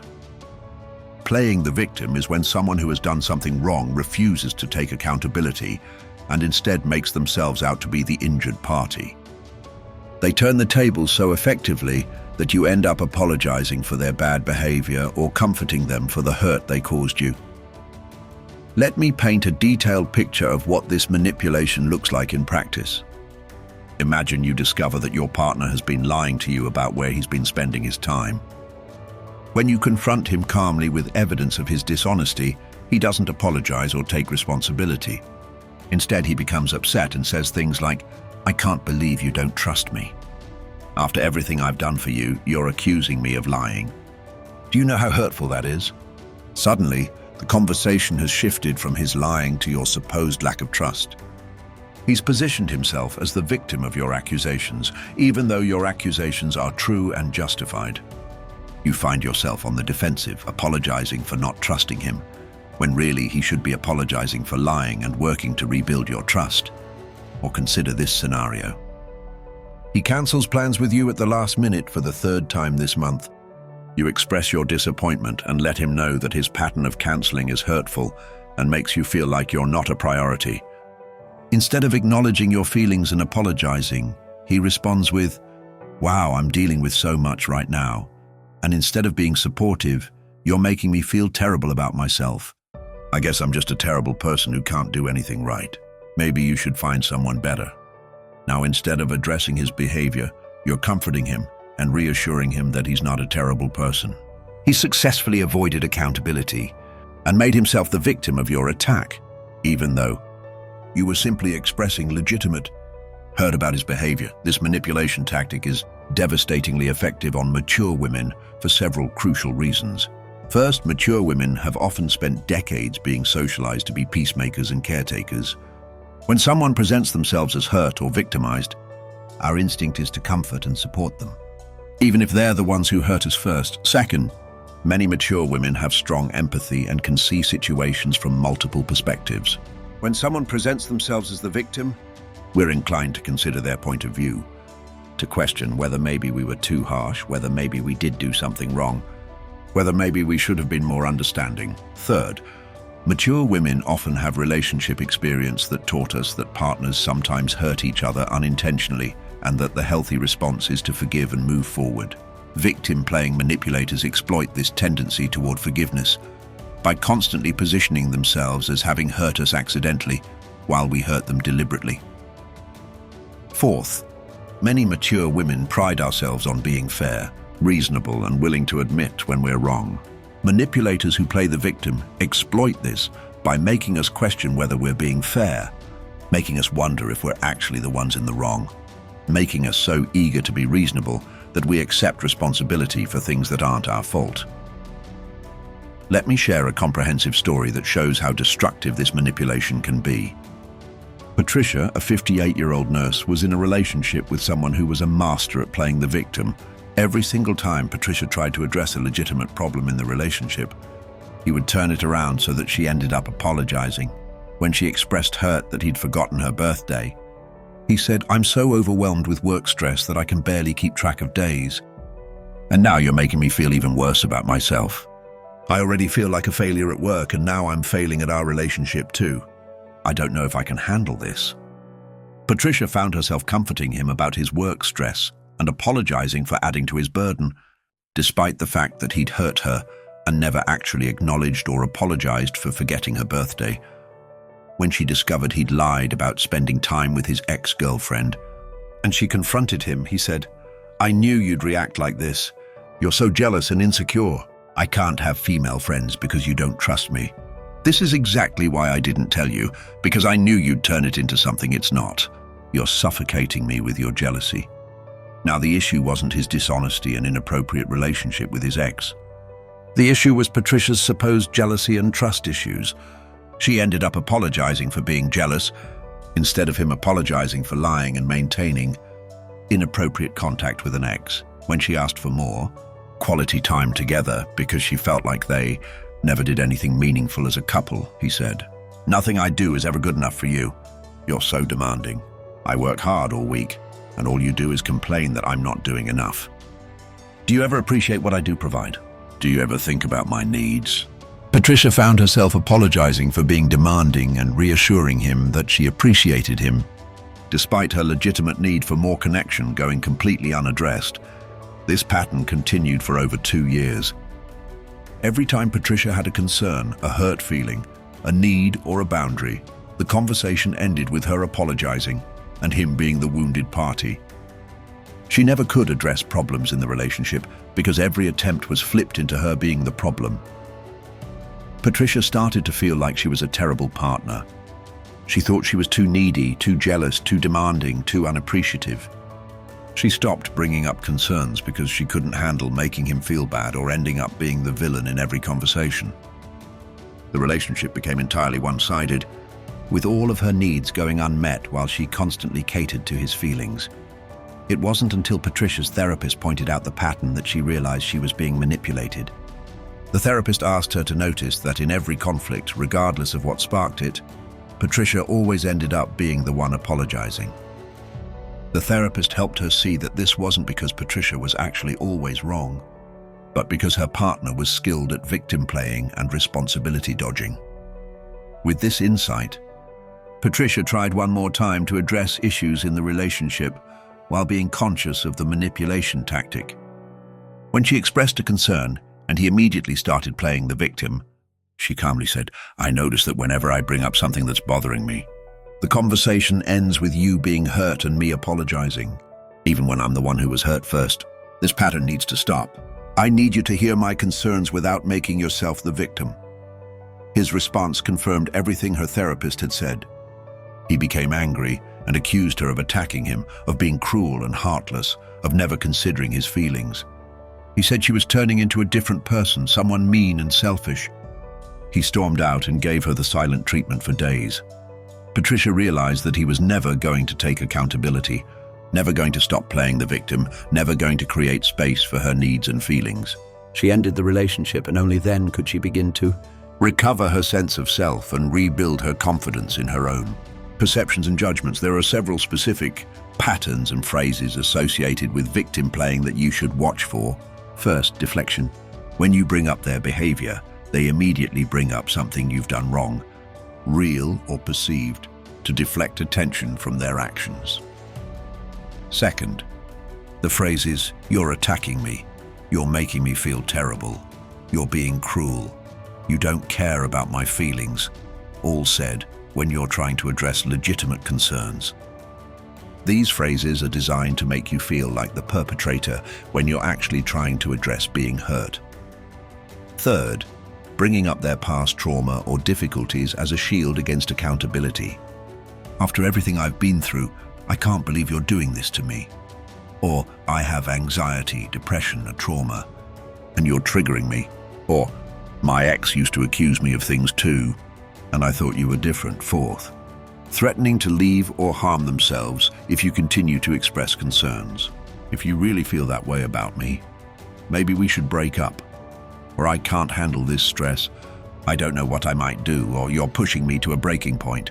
Fifth, tears and emotional displays that seem designed to manipulate rather than express genuine emotion. Some people cry easily and genuinely, but there's a difference between authentic emotional expression and weaponized tears that come out every single time you try to address a problem.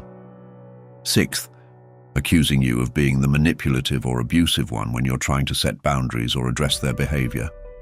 This is particularly disorienting because it makes you question whether you're actually the problem. Let me share another example that shows how victim playing specifically exploits mature women's tendency toward empathy and fairness. Dorothy, a 65-year-old retired executive, was dating someone who constantly played the victim around her professional success and financial security. When Dorothy received a prestigious award in her industry, instead of celebrating with her, he became withdrawn and sad. When she asked what was wrong, he said, "It's nothing. I'm happy for you. It just reminds me of how my career never took off like I wanted. But don't worry about me, this is your moment." Of course, Dorothy couldn't fully enjoy her moment, because now she felt guilty about her success making him feel bad. She spent the evening comforting him about his career disappointments instead of celebrating her achievement. When they would go out to dinner and Dorothy paid because she earned more, he would get quiet and distant. Later, he'd say things like, "I hate feeling emasculated. I know you don't mean to make me feel bad about earning less, but it's hard for me." Dorothy started insisting on going to cheaper restaurants and refusing to let him pay, even though he claimed he wanted to, all to protect his feelings. When Dorothy wanted to take a nice vacation and offered to pay for both of them, he acted wounded and said, "I don't want to be your charity case. I don't want to be the man who can't afford to take his girlfriend on vacation. But I guess that's who I am, someone you have to financially support." Every aspect of Dorothy's life, her success, her financial security, her accomplishments, was somehow reframed as something that hurt him. He positioned himself as the victim of her advantages, making her feel guilty for things she should have been proud of. So how do you protect yourself from victim playing and role reversal? First, notice the pattern. If every time you try to address a problem, you end up being the one apologizing, that's a red flag. If every conflict ends with you comforting the person who hurt you, that's manipulation. Second, stay focused on the original issue. When someone tries to deflect by bringing up your supposed wrongdoings or making themselves the victim, gently but firmly bring the conversation back to the original concern. You might say, "We can talk about that issue at another time, but right now I need us to address what I brought up." Third, don't accept responsibility for things that aren't your fault. Someone else's feelings about your success aren't your problem. Someone else's discomfort with being held accountable isn't your burden to manage. You can be compassionate about someone's struggles without accepting blame for problems you didn't create. Fourth, watch for emotional manipulation tactics like tears, threats, or emotional displays that seem calculated to derail the conversation. You can acknowledge someone's emotions while still insisting on addressing the actual issue. "I can see you're upset, and we can talk about your feelings, but first, I need you to address the concern I raised." Fifth, trust your perceptions. If you came into a conversation knowing you were hurt, and you leave the conversation having apologized, something has gone wrong. If you find yourself constantly questioning whether you're the problem in the relationship, that's often a sign that someone is skillfully playing the victim and making you doubt yourself. Sixth, set boundaries around accountability. You might say something like, "I need to be in a relationship where both of us can take responsibility when we've hurt each other. I can't be the only one apologizing or the only one adjusting my behavior. We both need to be accountable." Watch how they respond to this boundary. A healthy person will recognize the fairness of this request and work toward mutual accountability. A victim player will likely become more upset and accuse you of being demanding or unreasonable. Seventh, maintain outside perspectives. Talk to friends, family, or a therapist about the patterns in your relationship. Victim players are often very skilled at making their version of events seem reasonable when you're in the moment, but outside observers can often see the manipulation more clearly. Eighth, be especially wary of anyone who always has an excuse for their behavior and never takes real responsibility. Everyone occasionally has reasons for falling short, but there's a difference between explaining behavior and excusing it. A healthy person will explain what happened and still take responsibility and make amends. A victim player will use explanations as excuses to avoid all accountability. Finally, understand that you cannot have a healthy relationship with someone who refuses to take accountability. Relationships require both people to acknowledge when they've hurt each other and to take responsibility for making things right.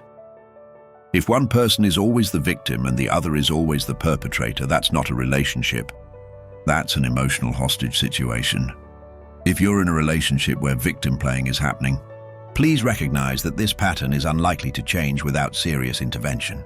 Most people who habitually play the victim are not doing so consciously and are not interested in changing because victim playing serves them well. It allows them to avoid accountability while maintaining control over the relationship. You deserve to be in a relationship where both people take responsibility for their actions. where both people can acknowledge hurt without reversing roles, where both people work together to solve problems instead of engaging in manipulation. Don't settle for being the perpetual apologizer in a relationship where you're actually the one being hurt. Remember, taking accountability is a sign of strength and maturity, not weakness. Someone who can admit when they're wrong and genuinely apologize is someone capable of growth and real intimacy. Someone who must always be the victim is someone trapped in their own manipulation and incapable of genuine partnership. How to protect yourself. Practical strategies for mature women. Now that we've discussed all 6 emotional manipulation tactics, I want to spend time talking about comprehensive strategies to protect yourself, recognize manipulation early, and ensure you're investing your time and heart only in healthy relationships that honor your worth and your well-being. First, and most importantly, we need to talk about trusting yourself. After discussing all these manipulation tactics, you might be feeling a bit overwhelmed or even paranoid. You might be worried that you'll see manipulation everywhere or that you'll be too suspicious to open your heart to anyone. I want to address this concern directly.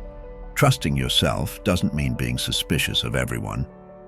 It means paying attention to your instincts, your feelings, and your observations. It means not dismissing your concerns just because someone tells you you're wrong or overreacting. It means believing in your own perceptions, even when someone tries to convince you that your reality isn't accurate. As a mature woman, you have decades of life experience. You've learned to read people and situations. You have wisdom that comes from living through various relationships and circumstances. This intuition is incredibly valuable, but it only works if you listen to it. Many women I've spoken with say that when they look back on manipulative relationships, they realize they had concerns early on, but dismissed them. They ignored red flags because they wanted the relationship to work. They overrode their instincts because they thought they were being too judgmental or too picky or too closed off. I want you to make a commitment to yourself right now. You will listen to your intuition. If something feels off, you'll pay attention to that feeling. If someone's behavior doesn't sit right with you, you'll trust that discomfort. If you find yourself making excuses for someone's treatment of you, you'll recognize that as a warning sign. Your intuition speaks to you in various ways. Sometimes it's a physical feeling in your gut or chest when something isn't right. Sometimes it's a nagging thought you can't shake. Sometimes it's a pattern you notice but aren't sure how to articulate. Sometimes it's simply feeling uncomfortable or unhappy without being able to pinpoint exactly why. All of these are valid forms of intuition, and all of them deserve your attention. Don't dismiss your feelings just because you can't immediately explain or justify them. Often, your subconscious picks up on patterns and warning signs before your conscious mind can fully articulate what's wrong. Second, let's talk about the importance of maintaining strong boundaries. Boundaries are not walls that keep love out. Boundaries are guidelines that protect your well-being and ensure you're treated with respect. They're essential for healthy relationships, not obstacles to intimacy. As mature women, many of us struggle with boundaries because we've been socialized to be accommodating, flexible, and understanding. We've been taught that being a good partner means compromising, adapting, and putting others' needs first. While compromise and consideration are important in relationships, they should never come at the cost of your fundamental well-being, safety, or self-respect. Healthy boundaries in relationships might include things like, I will not tolerate being spoken to disrespectfully no matter what the circumstances. I will not accept being lied to or having my reality denied. I will not sacrifice all my other relationships for one romantic relationship. I will not accept behavior that makes me feel consistently bad about myself. I will not tolerate financial exploitation or manipulation. I will not remain in a relationship where my partner refuses to take accountability for their actions. These are not unreasonable demands. These are basic requirements for any healthy adult relationship. The right partner will not only respect these boundaries, they'll have similar boundaries of their own. When you set a boundary, be prepared to enforce it. Boundaries without enforcement are just suggestions, and manipulators will learn quickly that your boundaries can be pushed or ignored. This doesn't mean you need to be harsh or inflexible, but it does mean you need to be consistent. If someone violates a boundary, address it immediately and directly. You might say something like, "I've asked you not to speak to me that way. If you continue, I'm going to end this conversation and we can talk later when you can be respectful." Then follow through. If they continue the disrespectful behavior, end the conversation.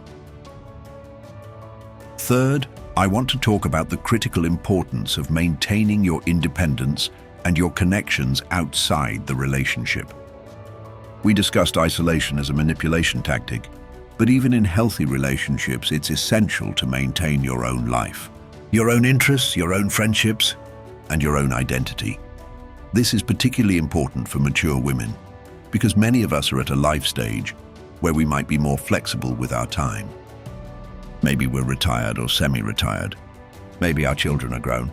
Maybe we have more freedom in our schedules than we did when we were younger and juggling careers and family responsibilities. This flexibility is wonderful, but it can also make us vulnerable to becoming overly enmeshed in romantic relationships. When you have lots of free time and someone wants to spend all of it with you, it can seem romantic and flattering. But it's crucial to maintain your own activities and relationships even when you have the time to spend exclusively with a partner.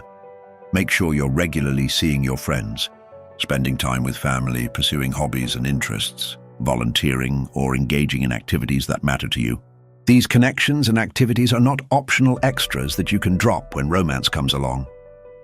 They're essential parts of a healthy, balanced life. Additionally, maintaining your independence means keeping your own financial resources, your own living space if you're not living together, and your own decision-making power. Don't give up your autonomy even when you're in a committed relationship. Partnership is about two whole, independent people choosing to share their lives, not about one person absorbing or subsuming the other. Fourth, let's discuss the importance of taking things slowly. I know that when you meet someone who seems wonderful, when there's chemistry and connection, it's tempting to rush forward. You might think, "I don't have time to waste. I'm not getting any younger. If this is good, why not dive in?" But taking things slowly serves several crucial purposes. First, it gives you time to observe someone's behavior patterns. Anyone can be on their best behavior for a few weeks or even a few months, but over time, patterns emerge. You'll see how they handle stress, disappointment, conflict, boredom. You'll observe whether their words match their actions. You'll notice whether they're consistent or erratic in their treatment of you. Second, taking things slowly allows you to maintain perspective. When relationships progress too quickly, you can get swept up in intensity and lose your ability to evaluate the situation objectively. Slower progression allows you to check in with yourself regularly. Are you happy? Are your needs being met? Are you being treated well? Is this relationship enhancing your life? Third, slow progression protects you from love bombing and future faking. Manipulators often try to rush relationships to get you committed before you've had time to see who they really are. Taking things slowly, insisting on letting the relationship develop naturally, helps protect you from these tactics. Taking things slowly might mean not becoming exclusive until you've been dating for a few months and have seen consistent, respectful behavior. It might mean not introducing someone to your family and friends until you're confident about who they are. It might mean not moving in together or combining finances until you've been together for a substantial period and worked through various life situations together. There's no universal right timeline, but as a general principle, if someone is pushing you to progress faster than you're comfortable with, that's a red flag. The right person will respect your pace and won't pressure you to commit before you're ready. Fifth, I want to talk about the importance of addressing concerns early. Many women, especially mature women who pride ourselves on being understanding and giving people the benefit of the doubt, tend to let small concerns slide. We think, it's not that big a deal, or maybe I'm overreacting, or I don't want to start a conflict over something small. But here's the thing. Addressing concerns early prevents them from becoming big problems. It also establishes from the beginning that you have standards and boundaries and that you'll communicate when something bothers you. This sets a healthy precedent for the relationship. Moreover, how someone responds to you addressing a small concern tells you a lot about their character. Do they get defensive and dismissive? Do they minimize your feelings? Do they turn it around on you? Or do they listen, acknowledge your feelings, and adjust their behavior? Their response to small concerns predicts how they'll handle bigger issues down the road. Don't wait until you're deeply invested to start expressing your needs and concerns. If something bothers you early on, mention it. If someone does something that makes you uncomfortable, say so. If you need something from the relationship, ask for it. You're not being demanding or difficult. You're establishing healthy communication patterns and protecting yourself from investing in something that isn't right for you. Sixth, let's discuss the value of outside perspectives. When you're in a relationship, especially one that's intense or involves manipulation, it can be hard to see the situation clearly. You're emotionally invested, you want it to work, and you're seeing things from inside the relationship. This is why it's so valuable to maintain close relationships with friends and family who know you well and care about you. These people can offer perspective that you might not be able to see yourself. They can spot red flags, notice changes in you, and offer reality checks when you need them. However, for outside perspectives to be helpful, you need to be honest about what's happening in your relationship. Don't present only the good parts or minimize the problems. Share the full picture, including the things that concern or confuse you. Your loved ones can't help you if they don't know what's really going on. If friends or family express concerns about your relationship, please listen to them with an open mind. I'm not saying you should automatically end a relationship because someone else doesn't like your partner. But if multiple people who care about you are expressing similar concerns, that's worth taking seriously. Additionally, consider working with a therapist, especially if you're navigating the dating world after a long marriage or period of being single. A good therapist can help you recognize manipulation, maintain boundaries, process past relationship patterns, and make healthy choices for your future. Seventh, I want to talk about the importance of recognizing your own patterns.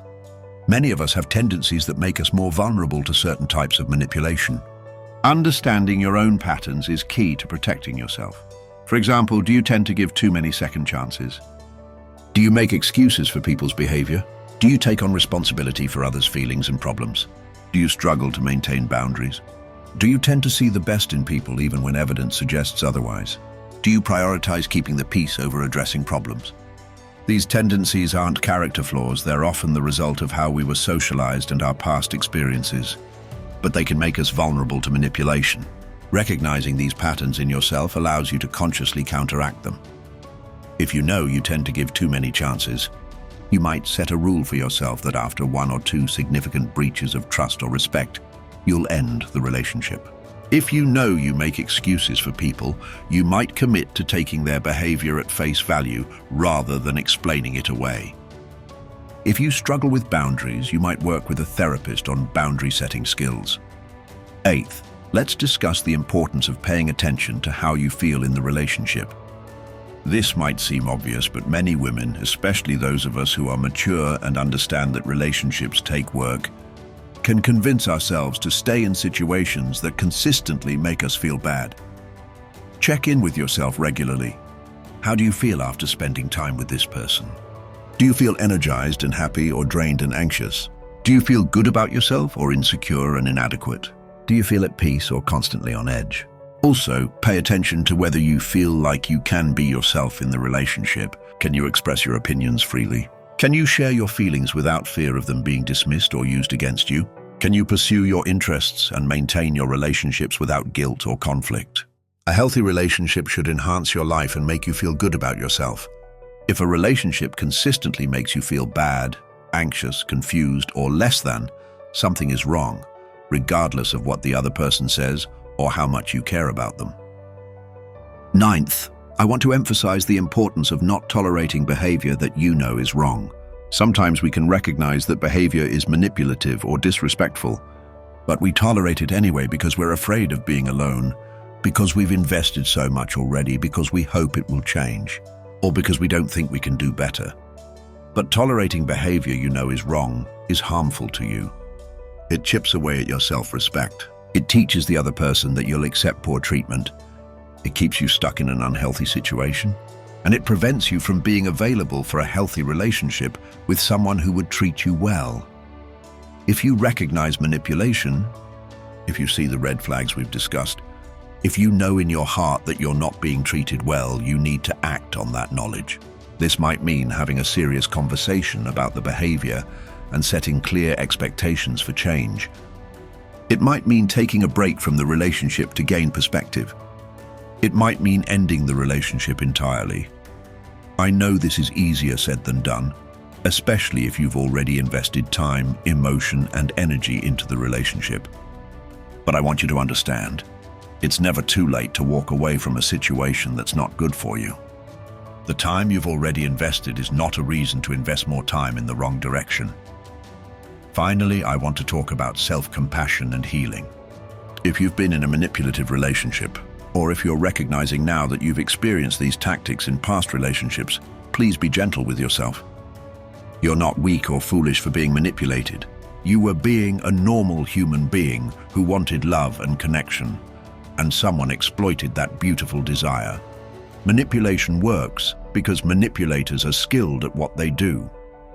They target your strengths, your positive qualities like your empathy, your generosity, your hope, your willingness to see the best in people. Being manipulated doesn't mean you're lacking in some way. It means someone took advantage of your good qualities. Give yourself time to heal from manipulative relationships. The impact of emotional manipulation can be significant, affecting your trust in yourself and others, your self-esteem, your sense of reality. Don't expect yourself to bounce back immediately or to jump right back into dating. Work with a therapist if the manipulation has been severe or if you're struggling to recover. Read books about emotional manipulation and healthy relationships. Talk with trusted friends and family. Journal about your experiences and what you've learned. Be patient with yourself as you rebuild trust in yourself and others. Also, use your experience as information for the future, not as a reason to close yourself off to love. You've learned important lessons about manipulation, red flags, and what you will and won't accept. This knowledge will help you make better choices going forward. Don't let one or several bad experiences convince you that all relationships will be this way or that you're incapable of finding healthy love. Creating your personal protection plan now. I want you to take some time to create what I call a personal protection plan. This is a set of guidelines, boundaries, and commitments that will help you recognize and avoid manipulation in future relationships. Get out that notebook or open that notes app that I suggested at the beginning of this video. I want you to write down the following. First, list your non-negotiable boundaries. What behaviors will you absolutely not tolerate in a relationship? This might include things like, I will not stay in a relationship with someone who lies to me, gaslights me, isolates me from my loved ones, makes me feel bad about myself, refuses to take accountability, future fakes without follow-through, or any of the other manipulation tactics we've discussed. Be specific and be honest. These boundaries are for you, not to impress anyone else. They need to reflect what you truly need to feel safe, respected, and valued in a relationship. Second, identify your red flags for yourself. What are the warning signs that you're getting into an unhealthy relationship? For some women, it might be that you're making excuses for someone's behavior. For others, it might be that you're seeing less of your friends. For others still, it might be that you're feeling anxious or on edge much of the time. Write down the signs that, if you notice them, should prompt you to seriously evaluate the relationship. These are your early warning system. Third, create your action plan for when you spot red flags or boundary violations. What will you do if you recognize manipulation? Having a plan in advance makes it easier to act when you need to.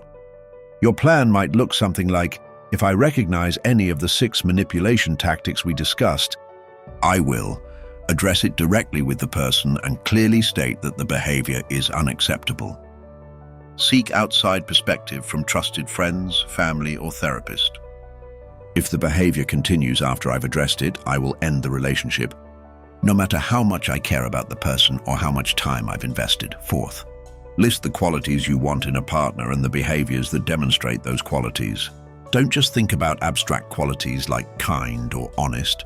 Think about specific behaviors. What does kindness look like in action?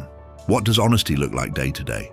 For example, instead of just writing respectful, you might write, respectful means they listen when I talk. They consider my opinions. They don't make decisions that affect me without discussing it with me. They apologize when they hurt my feelings. They don't criticize me in front of others. Being specific about what you want helps you recognize it when you see it and also recognize when it's missing. Fifth, write down your commitment to yourself. This is your promise to yourself about how you'll approach relationships going forward.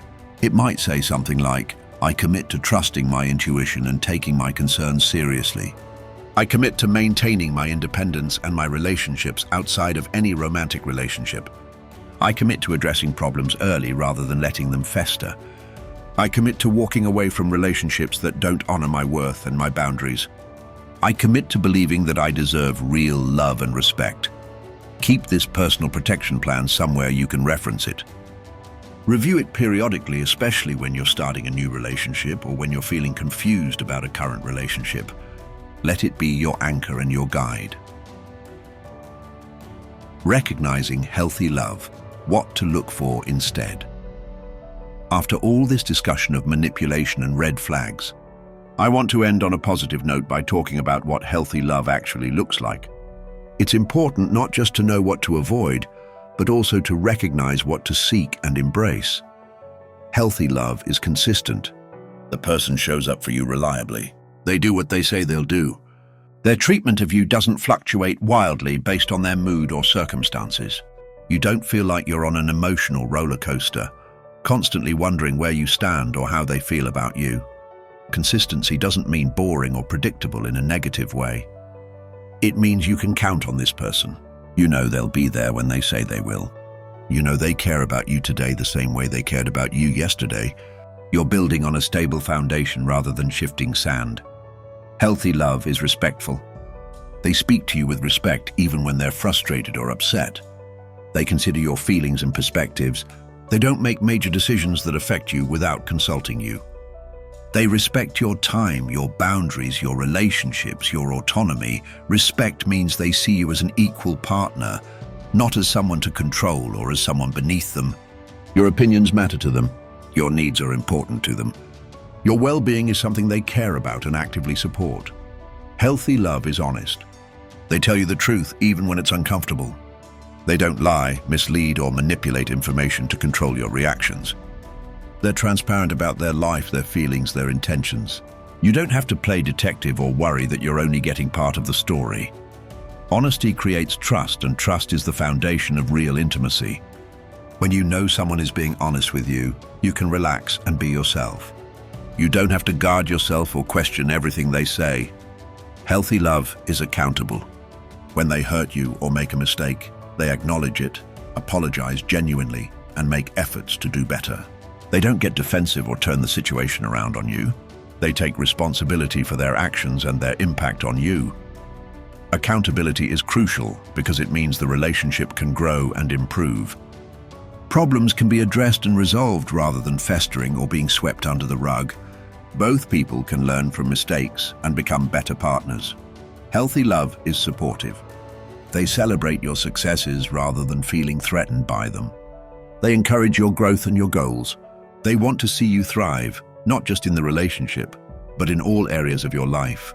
They support your relationships with friends and family rather than trying to isolate you. Support doesn't mean they solve all your problems or that they never have their own needs.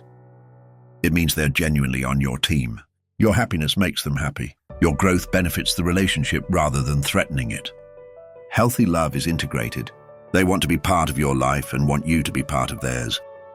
They introduce you to important people in their life. They include you in activities and decisions. They see a future with you and take concrete steps toward building that future. Not just talking about it, integration means the relationship exists in real life, not just in isolated bubbles of time you spend together. You become part of each other's worlds in meaningful ways. Healthy love is reciprocal. Both people give and both people receive. Both people's needs matter. Both people make efforts and compromises. It's not one person doing all the work while the other coasts along taking advantage. Reciprocity means there's balance in the relationship. You don't feel like you're always the one initiating, always the one being understanding, always the one making adjustments.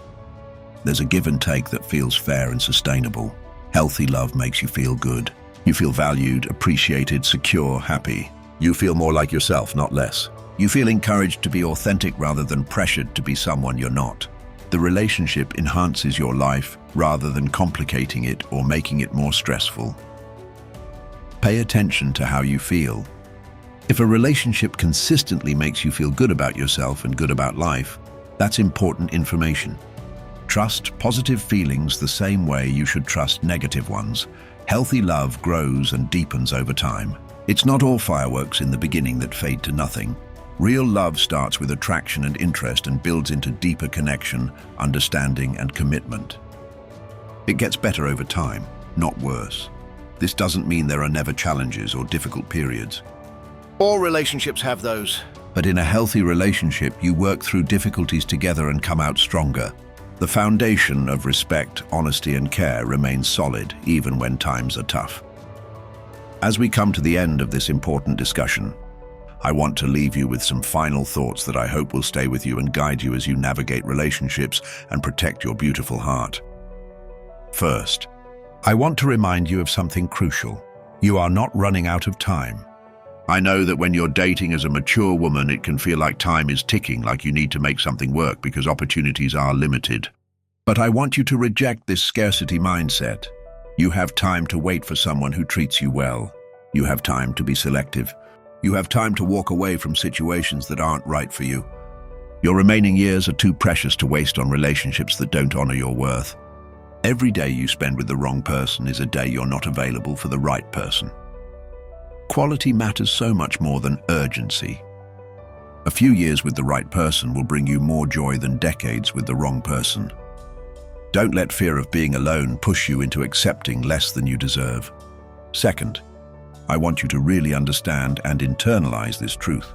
Being single is infinitely better than being in a manipulative relationship. Solitude with dignity and peace is better than companionship with someone who makes you feel confused, diminished, or on edge.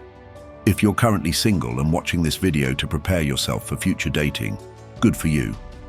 You're being wise and proactive. If you're in a relationship and recognizing manipulation, I know ending it might mean being alone, and that might feel scary. But please trust me when I say that once you're free from a manipulative relationship, you'll be amazed at how much better being alone feels than being with someone who was making you miserable. Your peace matters. Your mental health matters. Your self-respect matters. Don't sacrifice these precious things just to have someone to call a partner. Third, I want to emphasize that you are absolutely worthy of real, healthy, respectful love. Everything we've discussed today about manipulation tactics might feel overwhelming or discouraging. You might be thinking, is there anyone out there who isn't manipulative? Can I actually find healthy love? The answer is yes. There are good men out there who will treat you well, who will appreciate your wisdom and experience, who will be honest and respectful partners. They're looking for someone like you, someone with your maturity, your depth, your life experience. But here's the thing. You won't be available for these good men if you're stuck in a relationship with a manipulative one. You won't recognize healthy love if you've convinced yourself that manipulation is normal. You won't attract a quality partner if you're accepting poor treatment because you think that's all you deserve. Know your worth. You're not settling for anyone. They would be lucky to have you. Carry yourself with that knowledge, and you'll attract people who recognize and appreciate your value. Fourth, I want you to understand that learning about manipulation is not about becoming cynical or closed off. It's about becoming informed and empowered. Knowledge protects you. Recognizing red flags allows you to avoid wasting time on wrong people. Understanding manipulation tactics helps you spot them early and walk away before you're deeply hurt. This knowledge doesn't close your heart. It guards your heart so you can give it freely to someone who will cherish it. Think of it like learning to spot counterfeit money. It doesn't make you suspicious of all money. It just helps you recognize the real thing with confidence. Stay open to love. Stay hopeful. Stay willing to be vulnerable with the right person. Just also stay informed, aware, and protective of yourself. Fifth, I want to address something for those of you who are recognizing that you're currently in a manipulative relationship. If as you've watched this video, you've had that sinking feeling of recognition, if you've seen yourself in the stories I've shared, if you've identified multiple manipulation tactics in your current relationship, I want you to know, it's not too late to get out. I know you might have invested months or years. I know you might care about this person. I know you might be afraid of being alone or starting over. I know you might be thinking about all the good moments and wondering if you're being too harsh or unforgiving. But I need you to hear this. Manipulation is not love. Someone who manipulates you does not truly love you. They might need you, want you, enjoy what you provide for them, but that's not the same as love. Love doesn't gaslight. Love doesn't guilt trip. Love doesn't future fake. Love doesn't nag. Love doesn't isolate. Love doesn't play the victim. You deserve better. You deserve real love, and you won't find it if you stay in a relationship that's hurting you. Please reach out for support. Talk to friends, family, or a therapist. Create a safe plan for leaving if you need one, and then have the courage to choose yourself, to choose your peace, to choose your future happiness over your current fear. Sixth, for those of you who have been through manipulative relationships in the past, I want to acknowledge your strength. You survived. You got out. You're here, learning and growing and preparing to make better choices. That takes tremendous courage and resilience. Be patient with yourself as you heal. Trauma from emotional manipulation is real and significant. Don't rush yourself or expect to get over it quickly. Work with a therapist if you need to. Take time before dating again if that's what you need. Focus on rebuilding your confidence and your trust in yourself. And please know this, the manipulation was not your fault. You didn't cause it by being too trusting or too kind or too loving. Those are beautiful qualities that were exploited by someone who wasn't worthy of them. Don't let bad experiences make you close off those good parts of yourself. Just let them make you wiser about who gets access to your heart. Seventh, I want to encourage you to use what you've learned today to help other women. If you have friends or family members who might be in manipulative relationships, share this video with them. Sometimes we can see manipulation more clearly in someone else's relationship than in our own. Be a source of support and perspective for the women in your life. We need to look out for each other, especially as mature women navigating a dating landscape that can sometimes feel designed to make us feel vulnerable and desperate. Create a culture among your friends where you all feel safe discussing relationships honestly, where concerns are taken seriously, where supporting each other in maintaining boundaries is normal and celebrated. We're stronger together. Your wisdom can help someone else. Someone else's experience can inform your choices. Let's build communities of mature women who empower and protect each other. Eighth, I want to remind you to celebrate and honor yourself for being here, for learning, for growing, for being committed to your own well-being. The fact that you watched this entire video shows that you care about yourself and your future. You're not willing to settle for less than you deserve. You're investing in your own protection and happiness. That's beautiful and powerful. Many women never get to this place of awareness and self-protection. The fact that you're here means you're already on the path to healthier relationships and a better future. Be proud of yourself for doing this work. It's not easy to look at difficult topics like manipulation. It's not comfortable to evaluate your relationships honestly. But you're doing it, and that takes strength and courage. Now, before we finish, I want to ask you to take action. First, give this video a thumbs up if it was helpful to you. Your likes tell YouTube that this content matters and helps it reach more women who need this information. Every like you give potentially helps another woman recognize manipulation and protect herself. Second, please subscribe to our channel and turn on notifications. We're committed to creating content that empowers mature women, that addresses real issues you're facing, that provides practical guidance for living your best life at any age. By subscribing, you'll be part of our community and you'll never miss important content like this. Third, comment below and share your thoughts. Have you experienced any of these manipulation tactics?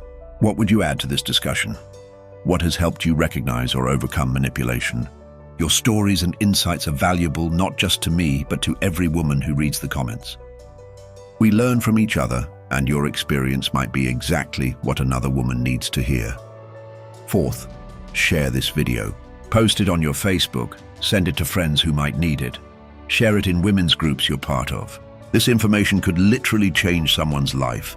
It could help someone recognize manipulation before they're deeply hurt. It could give someone the courage to leave a damaging relationship. Your share might be what reaches the exact right person at the exact right time. And finally, if this video has really helped you, if the work we're doing here resonates with you and you want to support us in continuing to create this content, please consider showing your appreciation with a super thanks.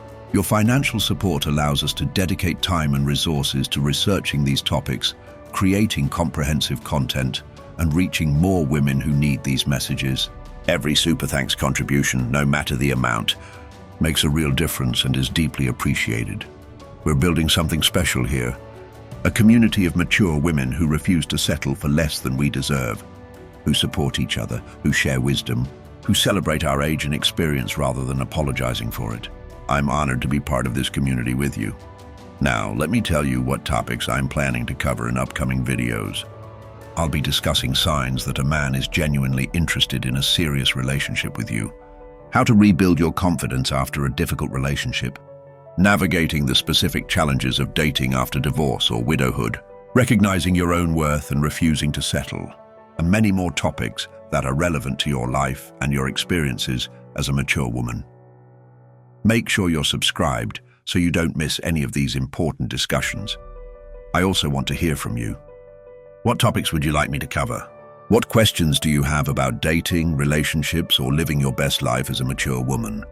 Leave your suggestions in the comments. I read every comment, and your input directly influences what content I create. This channel is for you and about you, so please let me know what would be most helpful. As we close, I want to leave you with this final thought. Your life is precious. Your time is valuable. Your heart is a treasure. Don't give these things away to people who don't appreciate and honor them. Be selective, be protective, be uncompromising in your standards for how you deserve to be treated. You've spent decades becoming who you are. You've overcome challenges, gained wisdom, developed strength. You are not desperate for any relationship. You are a prize, and the right person will recognize that.